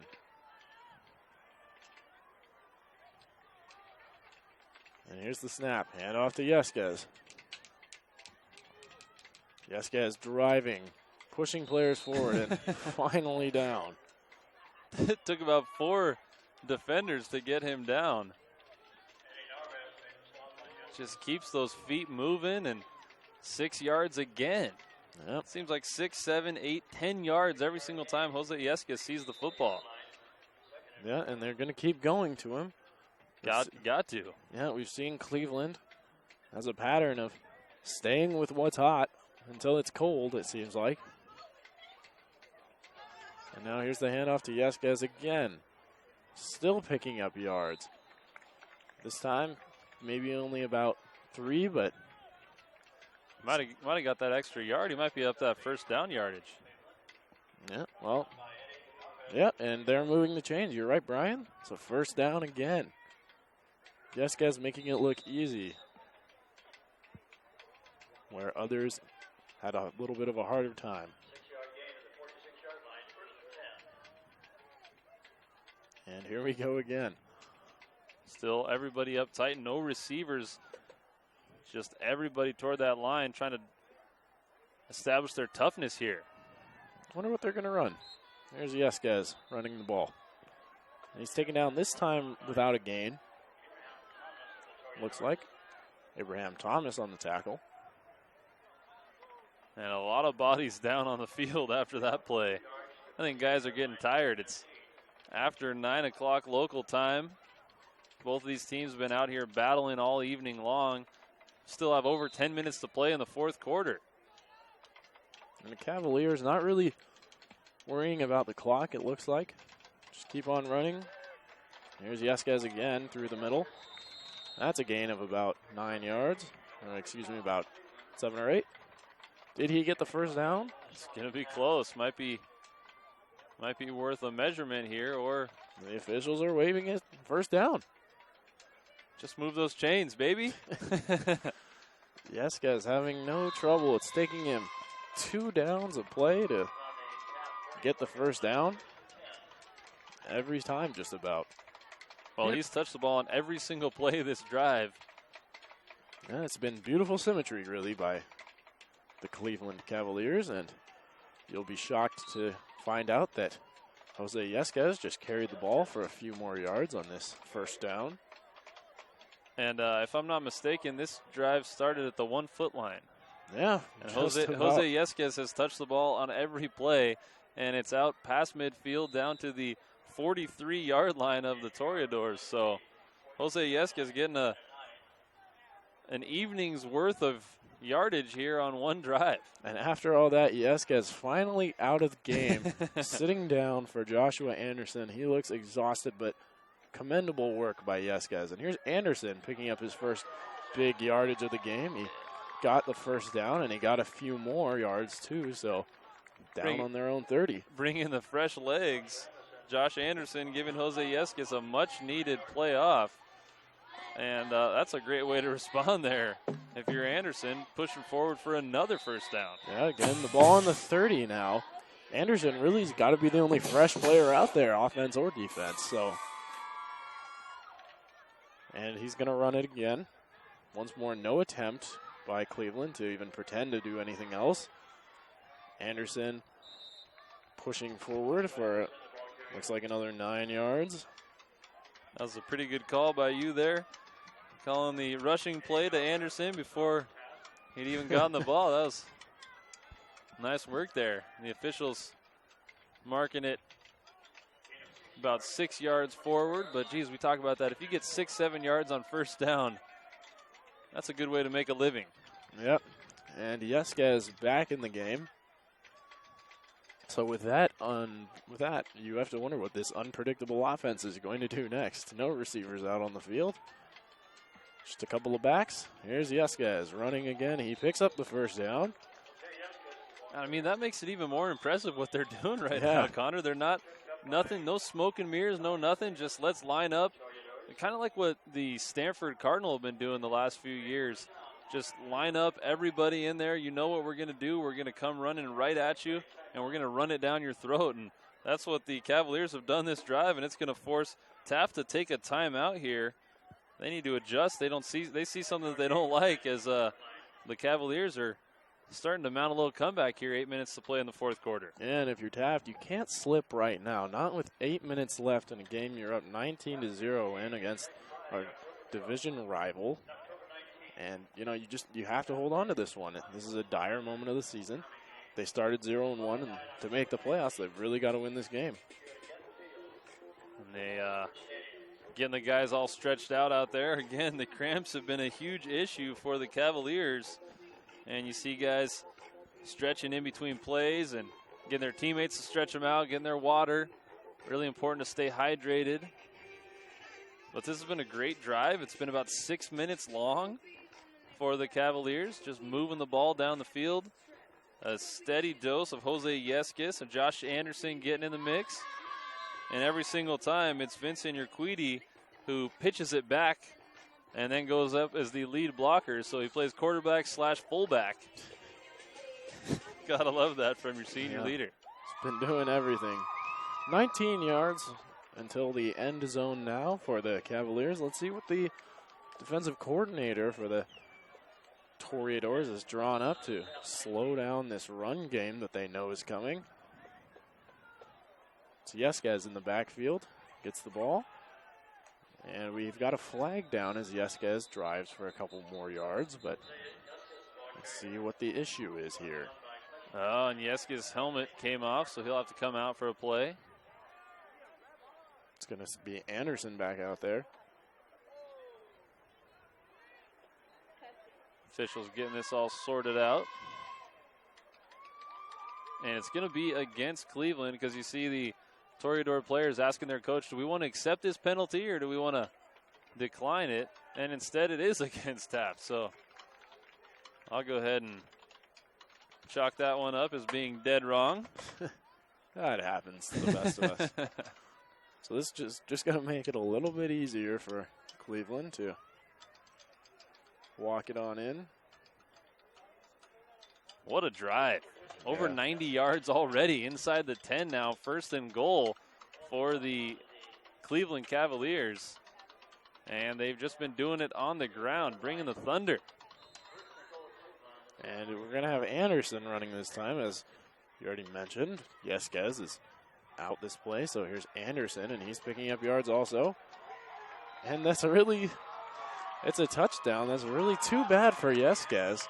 Poetic justice would have given him the touchdown, but here comes Joshua Anderson getting in for 3 runs on this drive and picks up the touchdown. Gotta like that play. Just right up the middle. Everybody knew it was coming. And the Cleveland Cavaliers get on the board. Josh Anderson, his 7th rushing touchdown of the season. 99 yards on the drive, resulting in a score. They ran the ball every single play. And they're going for 2. Looks like it was stuffed in the backfield. Couldn't come up with a good running play there for Anderson. You wonder why they didn't just run the exact same thing they've been running. Well, they ran into Clutch Martinez making a play. So now we're going to see Liberty kick off to the Toreadors. We've still been waiting for a chance for Eddie Narvaez to have a good run reception or kick reception. Hasn't really gotten a chance to get out and run yet. But as a neutral, you'd love to see it. Well, folks, do you want to watch more of your school's great matchups like the game you're enjoying here tonight? Tell your school to sign up for the PlayOn Sports School Broadcast Program.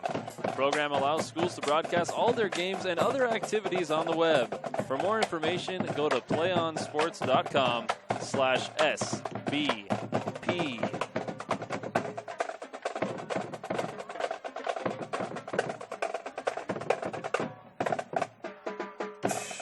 So with 7 minutes and 53 seconds left in the fourth quarter, we've got a score of 19-6 after that touchdown for Cleveland. They ran the ball every time down the field, picking up yards from Jose Yesquez, a couple from Joshua Anderson, and it was Anderson who eventually ran in for the touchdown. Although Yesquez did pick up the majority of the yards, probably about 80 of them, just in that one drive. Now Liberty lining up to kick it away. Liberty kicks it. It's actually going to be Baldwin to field the return. Oh, the ball's in the end zone, and that's a touchback. And so the Toreadors are going to have it on their own 20-yard line to start this drive. Again, 7 minutes, 53 seconds left in the fourth quarter. Just enough time, probably, for Cleveland Cavaliers to attempt a comeback. Well, let's see if the Toreadors decide to try to keep the ball on the ground here. They've been airing it out the last couple of possessions, but the last time they held the ball, they went 3 and out, threw the ball all 3 times, and didn't take any time off the clock. Now it looks like we're going to have a little bit of wildcat with Danavian Clay in at the quarterback position, but got to eat up some of that clock and not let Cleveland get back into this one. And here's the snap. Clay's just going to run it. Shaking and baking, gets away from everybody out on the left side. How far can he go? Still running, ends up out of bounds. That's going to stop the clock, but huge gain there, 30 yards for Danavian Clay. Clay doing a great job there, picking up huge yardage, 30 yards on 1st and 10. And again, you see after just about every play, the Cavalier players cramping up. And it's really been slowing this game down now on the field with the cramps is number 44, Santiago Gutierrez.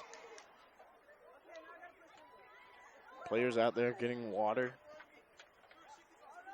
And there's 2 players on the sideline suffering from cramps right now for Cleveland, and then a player out on the field as well. So the cramps have been going around for this Cavalier team, spreading like wildfire, and it's on just about every single play. Yeah, it's been tough thus far, but difficult situation for sure. Yeah, it's got to be the cold weather, right? I think it is the drastic change in weather over the last 2 days. Some Southern Californians just aren't as prepared for it as others, I guess.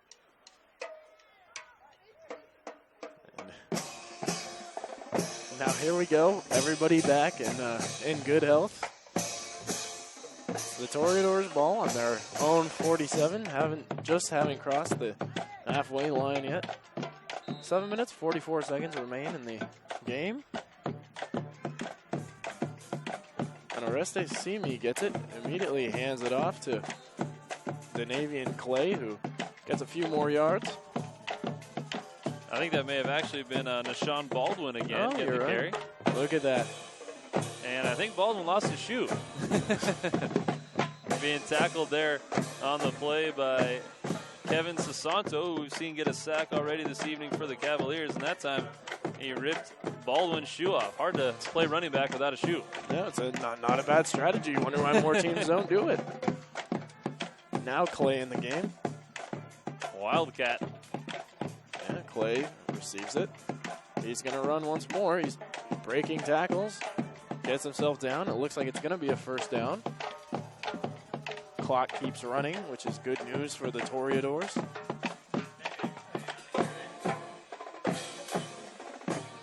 We've got about 6 minutes and 45 seconds left. It's actually going to be 3rd down and 2 to go. Clay didn't quite get it there. So they're eating up valuable time on that clock. Important for the Toreadors to get this first down right now, keep the ball on the ground, keep that clock moving. They're in Wildcat again. It looks like Clay's become the de facto quarterback as he continues to slide his way through the cracks of the Cavalier defense. And that's a first down for sure. And that's exactly what you wanted if you are the Toreadors. Get that first down. No sense of urgency here. Slow the game down. The longer you let that clock run, the fewer possessions the opposition's going to get. And the more likely you are to get out of here with a victory. Take all the 40 seconds that you get in between plays. And they're definitely doing that. Clay back in again at quarterback. Let's stop calling it the Wildcat. He's just playing quarterback now, even though he hasn't thrown the ball. This time a handoff for Baldwin, it looked like. And that's not bad. Pick up about 3 yards on first down, but the clock continues to move. The Cavaliers have all 3 timeouts left. Interesting to see when they start using them, if they do, or if they elect to keep them for the offensive end. But right now, the Toreadors doing a great job just monotonously moving that ball down the field, leading by 2 possessions and trying to put the nail in the coffin here. Janavian Clay listed as a wide receiver. He's played a little bit of that this game, but a lot more running back, a lot more quarterback. Here he gets the ball again. He hands it off this time to Baldwin. Baldwin finding room on the outside. Is he going to go all the way? He's going to get it. He got past the tackles, and that's a touchdown for Nashawn Baldwin. Excellent running there by Baldwin. He found the space out on the left side, took it all the way in. And just like that, the Cavaliers, right when they thought they were getting back into this one, Nashawn Baldwin rips off a 34-yard touchdown score. Second rushing touchdown of the game for Baldwin.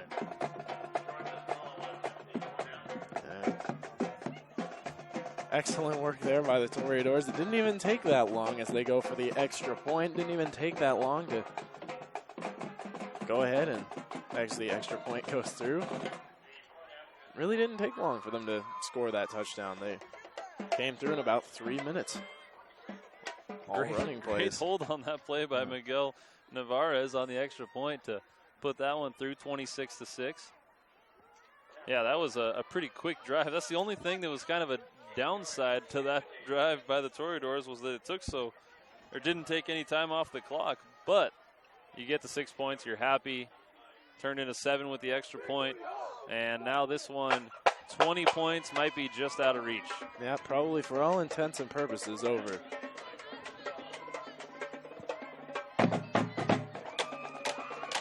But it's not stopping the Cavalier faithful from getting excited over here on the visitors' side. The band trying to keep them pumped up. The dance team dancing.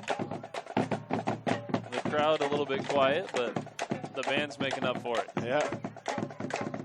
Posted right in front of us, of course. And we're going to have Descalo again kicking to the Cavaliers with Oakland's area code left in the game. That's 5-10.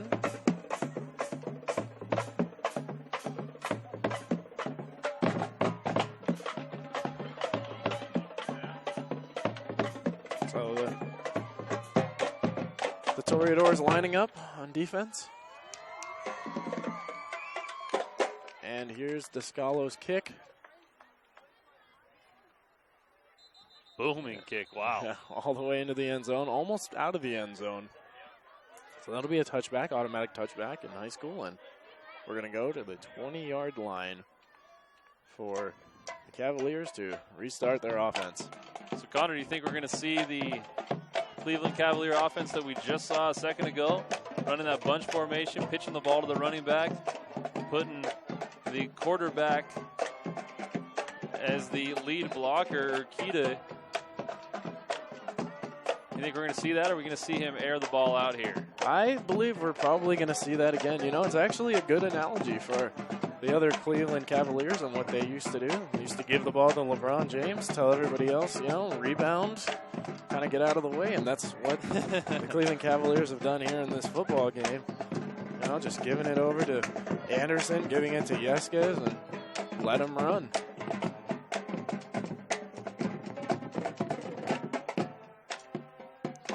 we go with the run game again. It's Yesquez picking up a few yards here. And I think that's actually Anderson right now. Yep. Yesquez is on the sideline trying to stretch out some cramps. Oh, my apologies. He's fallen victim to the cramp bug that's making its way through the Cavalier roster. So I think Anderson's going to get the brunt of the carries on this drive. It could be good news for the Taft defense, who had a lot of problems dealing with Yesquez. And Yesquez over there limping on the sidelines, it looks like. 4 minutes, 35 seconds left. Second down and 6 yards to go here for the Cleveland Cavaliers, who are down 26-6 to the Taft Toreadors. Anderson gets the ball and he's running. He's dragging a couple of defenders with him. Did he pick up the first down? It's going to be close. Might be time to bring those chains out for a measurement. And instead, they'll just say it's first down. And that clock keeps moving, but the Cavalier offense, continuing to pick up yardage. This is something you wonder, where's this been all game? They had trouble moving the ball throughout the evening, but now they're pushing it down at will, getting 6-7 yards each run. It makes you wonder if the Taft rush defense is maybe just a little tired. They came out with so much energy and so much almost reckless abandon getting through. It was too easy for them, but now maybe a little bit tired. It's opened things up for the Cavaliers. I think we got a false start on the tight end over here on the near side of the field. Santiago Gutierrez got a little excited, and it's going to push him back 5 yards. Yeah, and so now 15 to go. It shouldn't be a problem. That's just one more down to run for Anderson, who's been picking up at least 5 a carry most of the way through this second half. Although in the first half it was a lot tougher for him. And they're actually going to run a passing play, it looks like. McCurry has found Pleasant down the field, the forgotten man of the offense. And they picked up about 20 yards. Jaffe Pleasant had space in front of him, but the pass underthrown. Difficult to get enough on that for Urquidy with all those guys in his face. But he made a nice throw down to the middle of the field, and Pleasant was able to pick up the first down, move those chains. Clock continues to run, but the Cavaliers moving the ball down the field. And it was bound to happen eventually. Urquidy has been handing the ball off so many times that the defense is only expecting that. So one of these days it had to go over to Jaffe Pleasant. They finally get it to him for a good 25 yards. Now Urquidy back to pass again, but instead he's sacked by Abraham Thomas. Thomas, just a sure tackler. We've seen him carry the ball a number of times for the Toreadors, but just making great open field tackles. That time he gets a sack to add to the stat line for the evening. A great night for the junior Abraham Thomas. Absolutely. And now Cleveland facing 2nd and 15, it looks like. Lining up without receivers, so no more of this passing business. Actually, Pleasant is there, but everybody else bunched together. Now Pleasant coming in. He's going to block. They give it to Anderson. Anderson pushing forward. Gets a few yards. Clock still running. 2 minutes left in the game. Well, the Toreadors have got to be pleased with the way that they played today. Coming off a tough loss to start West Valley League play last week. Then they come here, defend their home turf. They've got those great alternate uniforms on with the black jerseys. It got all the guys fired up, and now they're coming out here and playing a great football game. Left it all out on the field, and the Toreadors looked very solid this entire evening. Now we've got a timeout by Cleveland with 1:35 remaining. They're on 3rd down with 12 yards to go. Folks, we want to remind you to stay tuned for the PlayOnSports.com post-game show, where we will select our player of the game, have an interview with that player, and wrap up all the action from this ball game. That's coming up following the game on your destination for high school sports, PlayOnSports.com. Once again, we've got the Taft Toreadors leading the Cleveland Cavaliers 26-6. Got the ball on the 45-yard line, the Cavaliers do. Third down with 12 yards to go. Just a minute 35 remaining in the game. We're currently on timeout called by the Cavaliers. And wonderful performance today by the Taft Toreadors. They've really done well in all aspects, shutting out the Cavaliers until earlier in this fourth quarter on a series of running plays. But we've also seen other great things from the Toreadors offensively, like Oreste Simi in his second start at quarterback, the sophomore, throwing for a few touchdowns, doing an excellent job there. Got to be really pleased with Simi if you're a Toreador fan, and you get this kid for the next 3 years, just a sophomore, making his second start and putting up great numbers, just looks so poised in the pocket and was not afraid to take hits, take a couple of hard shots, and just got right back up. Tough kid. And a bright spot for sure for this Toreador team, something that they can build on after this victory. Oh, yeah, he looks like he'll be a special player. And here's the snap. Mercuri drops back, and he's sacked again. Urquidy taken down this time by Alex Evans. Evans has been all over the place on defense for the Toreadors. And Alex Evans only a sophomore as well. So Evans has been in the backfield all game long, making plays, getting a sack there. Had one earlier. And then the sophomore quarterback, Simi. And you've got a lot to look forward to for the future for the Taft Toreadors. And here comes Colin Liberty back out to kick the ball away. The Toreadors ready to return this one in the final minute of the game. Narvaez in the backfield to get it. And it was almost blocked there by the Toreadors. They might have gotten a hand to it. It really didn't go as far as we've seen Liberty kick in the past. So on their own 35-yard line, the Toreadors will get the ball. And I think this is victory formation, take a knee time for Oreste Simi. Just 32 seconds left to play. What a performance by the sophomore. Yeah, he's had a wonderful game. Definitely a player of the game candidate out there. And for the final 30 seconds,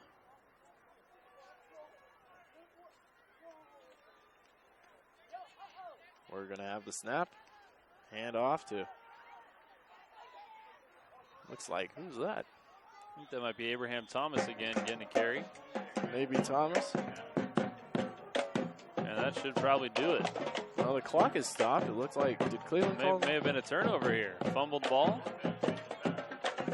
The Cavaliers are saying it's their football. Well, the Cavalier offense coming back out there after the inability to hold it by Thomas. And it is a turnover. Didn't see the ball lost there, but the official signal that it's Cleveland ball. So that's a risk you run when you don't take a knee, when you try to run a play, and then they turn it right back over. Yeah, and now we'll see what Cleveland's going to do here. Do they go for one last strike? They've got the receivers out there. Urquidy's in the shotgun, so looks like they'll probably pass. The official's still talking about it, though. The official's trying to make sure everything's all set up on where the ball should be. Saw some nice sportsmanship out there on the field. The center for the Cleveland Cavaliers, Miguel Gomez, shaking hands with the man who's played across him the entire evening in Lance Shaver. The two players showing respect for one another and a nice little handshake. Good gesture there of sportsmanship. Yeah, and we're going to have probably the final play of the game now.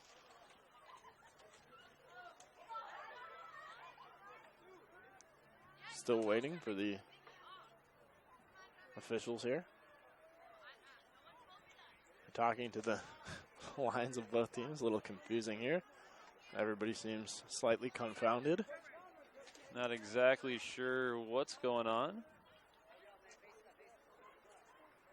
Oh, the pads had been taken off of the goalposts. So the officials seeing that, trying to get that sorted out, and they're trying to quickly put the pads back on the goalposts there. Premature Good find yeah. by the official there. Yeah, premature celebration for somebody on the Taft side. It looked like the Toreadors were just going to take a knee and we'd be out of here. But with the turnover and now the opportunity for the Cavaliers to score, the officials got to make sure that those pads get back on the goalposts. And that's the reason for the delay here. Yeah, probably tacked on an extra about 5 minutes that the crew for the game wasn't expecting to have. Having a little trouble there with those goalposts. And it's on just enough to resume play. And security drops back. He's going to throw long. He had an open Andrew Sutton. But Sutton unable to get to that one. And looks like with 17 seconds left, don't know if they're going to get another chance at this. Might as well put it back up in the air, try to work on the passing game. You've got 40 yards to go, 17 seconds to do it. Chance to get some more points on the board after a turnover. And Ukiti drops back. He's got a lot of pressure. He's going to run to the outside. He goes out of bounds for third down. Gain of a couple.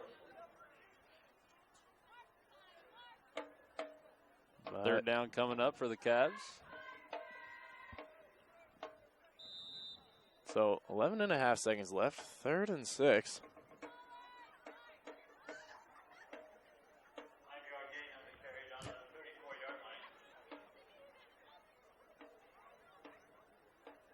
See what Ukiti has here for this final play. Drops back. He's going to throw again. Just puts it up there for Sutton. Sutton had it in his hands but drops it. Sutton listed on the roster as a quarterback, playing some receiver now. But he's also listed as a 7th grader, so I'll have to wonder about the reliability of his ratings, or his listings. So now 4th and 6. They're bringing Liberty out to kick.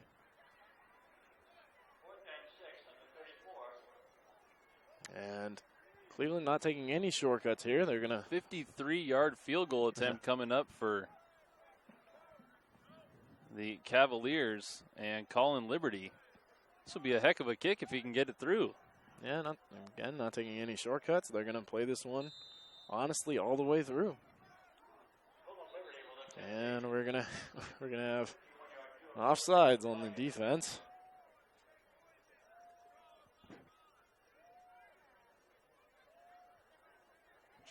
Trying to get that jump. They've already blocked a field goal for a touchdown this season. They've blocked a punt for a safety earlier today. And they just made Liberty's job a little bit easier. Colin Liberty's 53-yard attempt will now turn into a 47-yard attempt. Yeah, and the officials making sure everything's in place.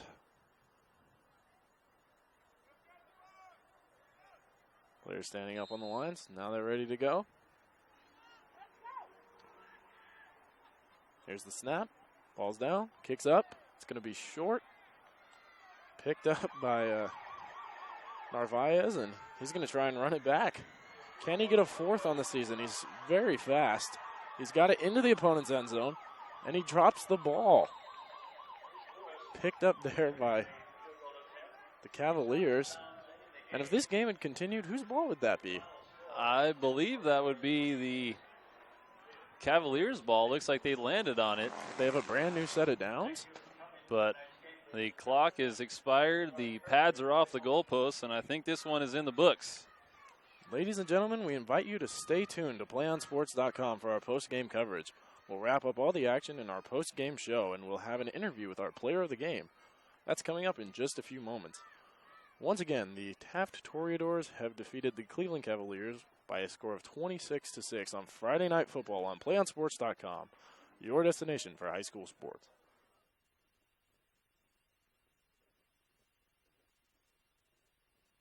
We can get a player up here. Oh, that's good stuff. All right, perfect. Prepare a Wiley Ballard graphic. Do you want me to start the stream? Start the stream. Camera 3. Beautiful. We're coming in on 1. For more information on how your school can join the Play On School broadcast program, go to playonsports.com/SBP.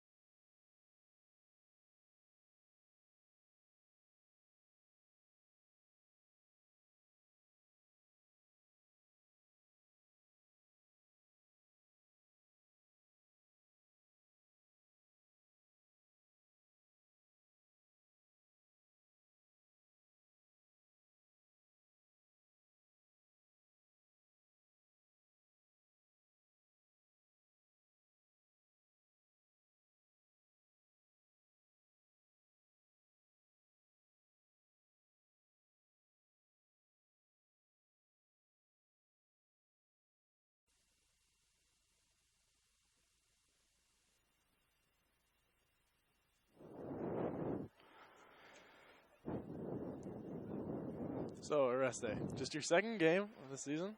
Got your first high school touchdown. How's it feel? It feels great, but just wish you could put some more on the scoreboard today. But it's all good. And feel a little better to have a week of practice under your belt? Oh yeah, it's a lot different because just getting used to everyone on the team. Competition level. How's the competition level change from the JV to the varsity? The skill level a lot better. The physical torment, but it's all good. All good, and a big win over a league rival. It's going to put you guys in a better position. How do you see the team going forward from here? I think it's just going to get better. It's going to get easier. Everyone's going to get used to each other, building together and be more of a family. Everything's going to be good. All right, great. And that's your PlayOnSports.com player of the game, Oreste Simi. We'll be back with more post-game coverage in just a minute. We can get a player up here. Oh, that's good stuff. All right, perfect. Prepare a Wiley Ballard graphic. Do you want me to start the stream? Start the stream. Camera 3. Beautiful. We're coming in on 1. For more information on how your school can join the PlayOn School broadcast program, go to playonsports.com/SBP.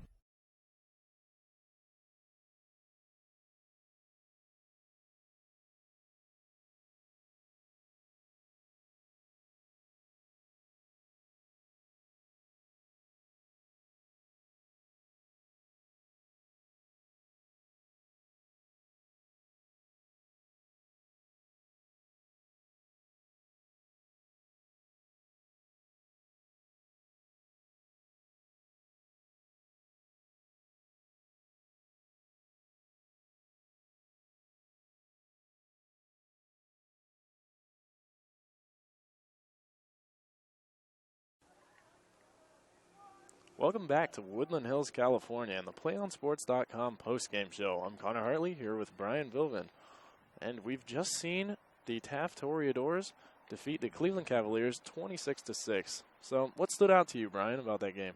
I was really impressed with the play of Oreste Simi, the sophomore quarterback for the Taft Toreadors, and just the way their entire offensive and defensive lines dominated that first half of play. And really in the first half, it was all Taft. In the second half, Cleveland got a little bit something going. On the offensive side, we saw one really great drive, about 8 minutes long, 99 yards that resulted in a touchdown. But it was just a little bit too little, too late. And the presence of the sophomore Simi at quarterback really provided a spark for this offense that struggled last week. And then this week they came out barraged, big 20-point victory against a rival at home.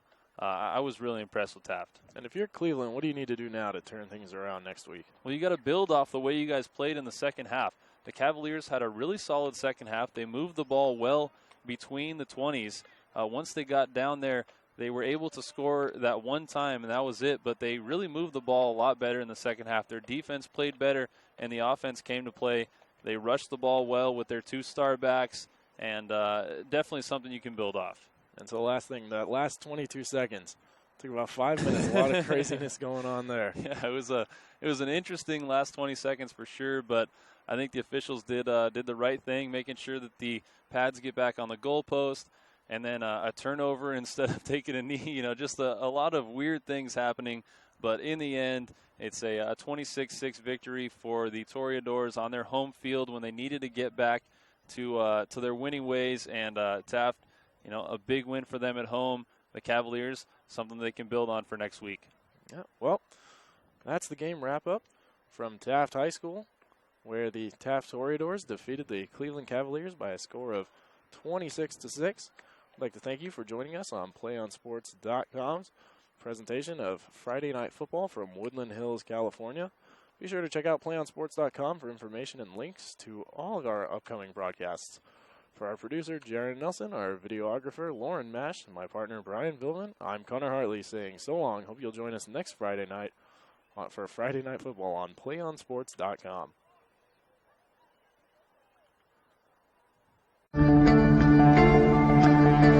One match away from immortality. This is a total team effort.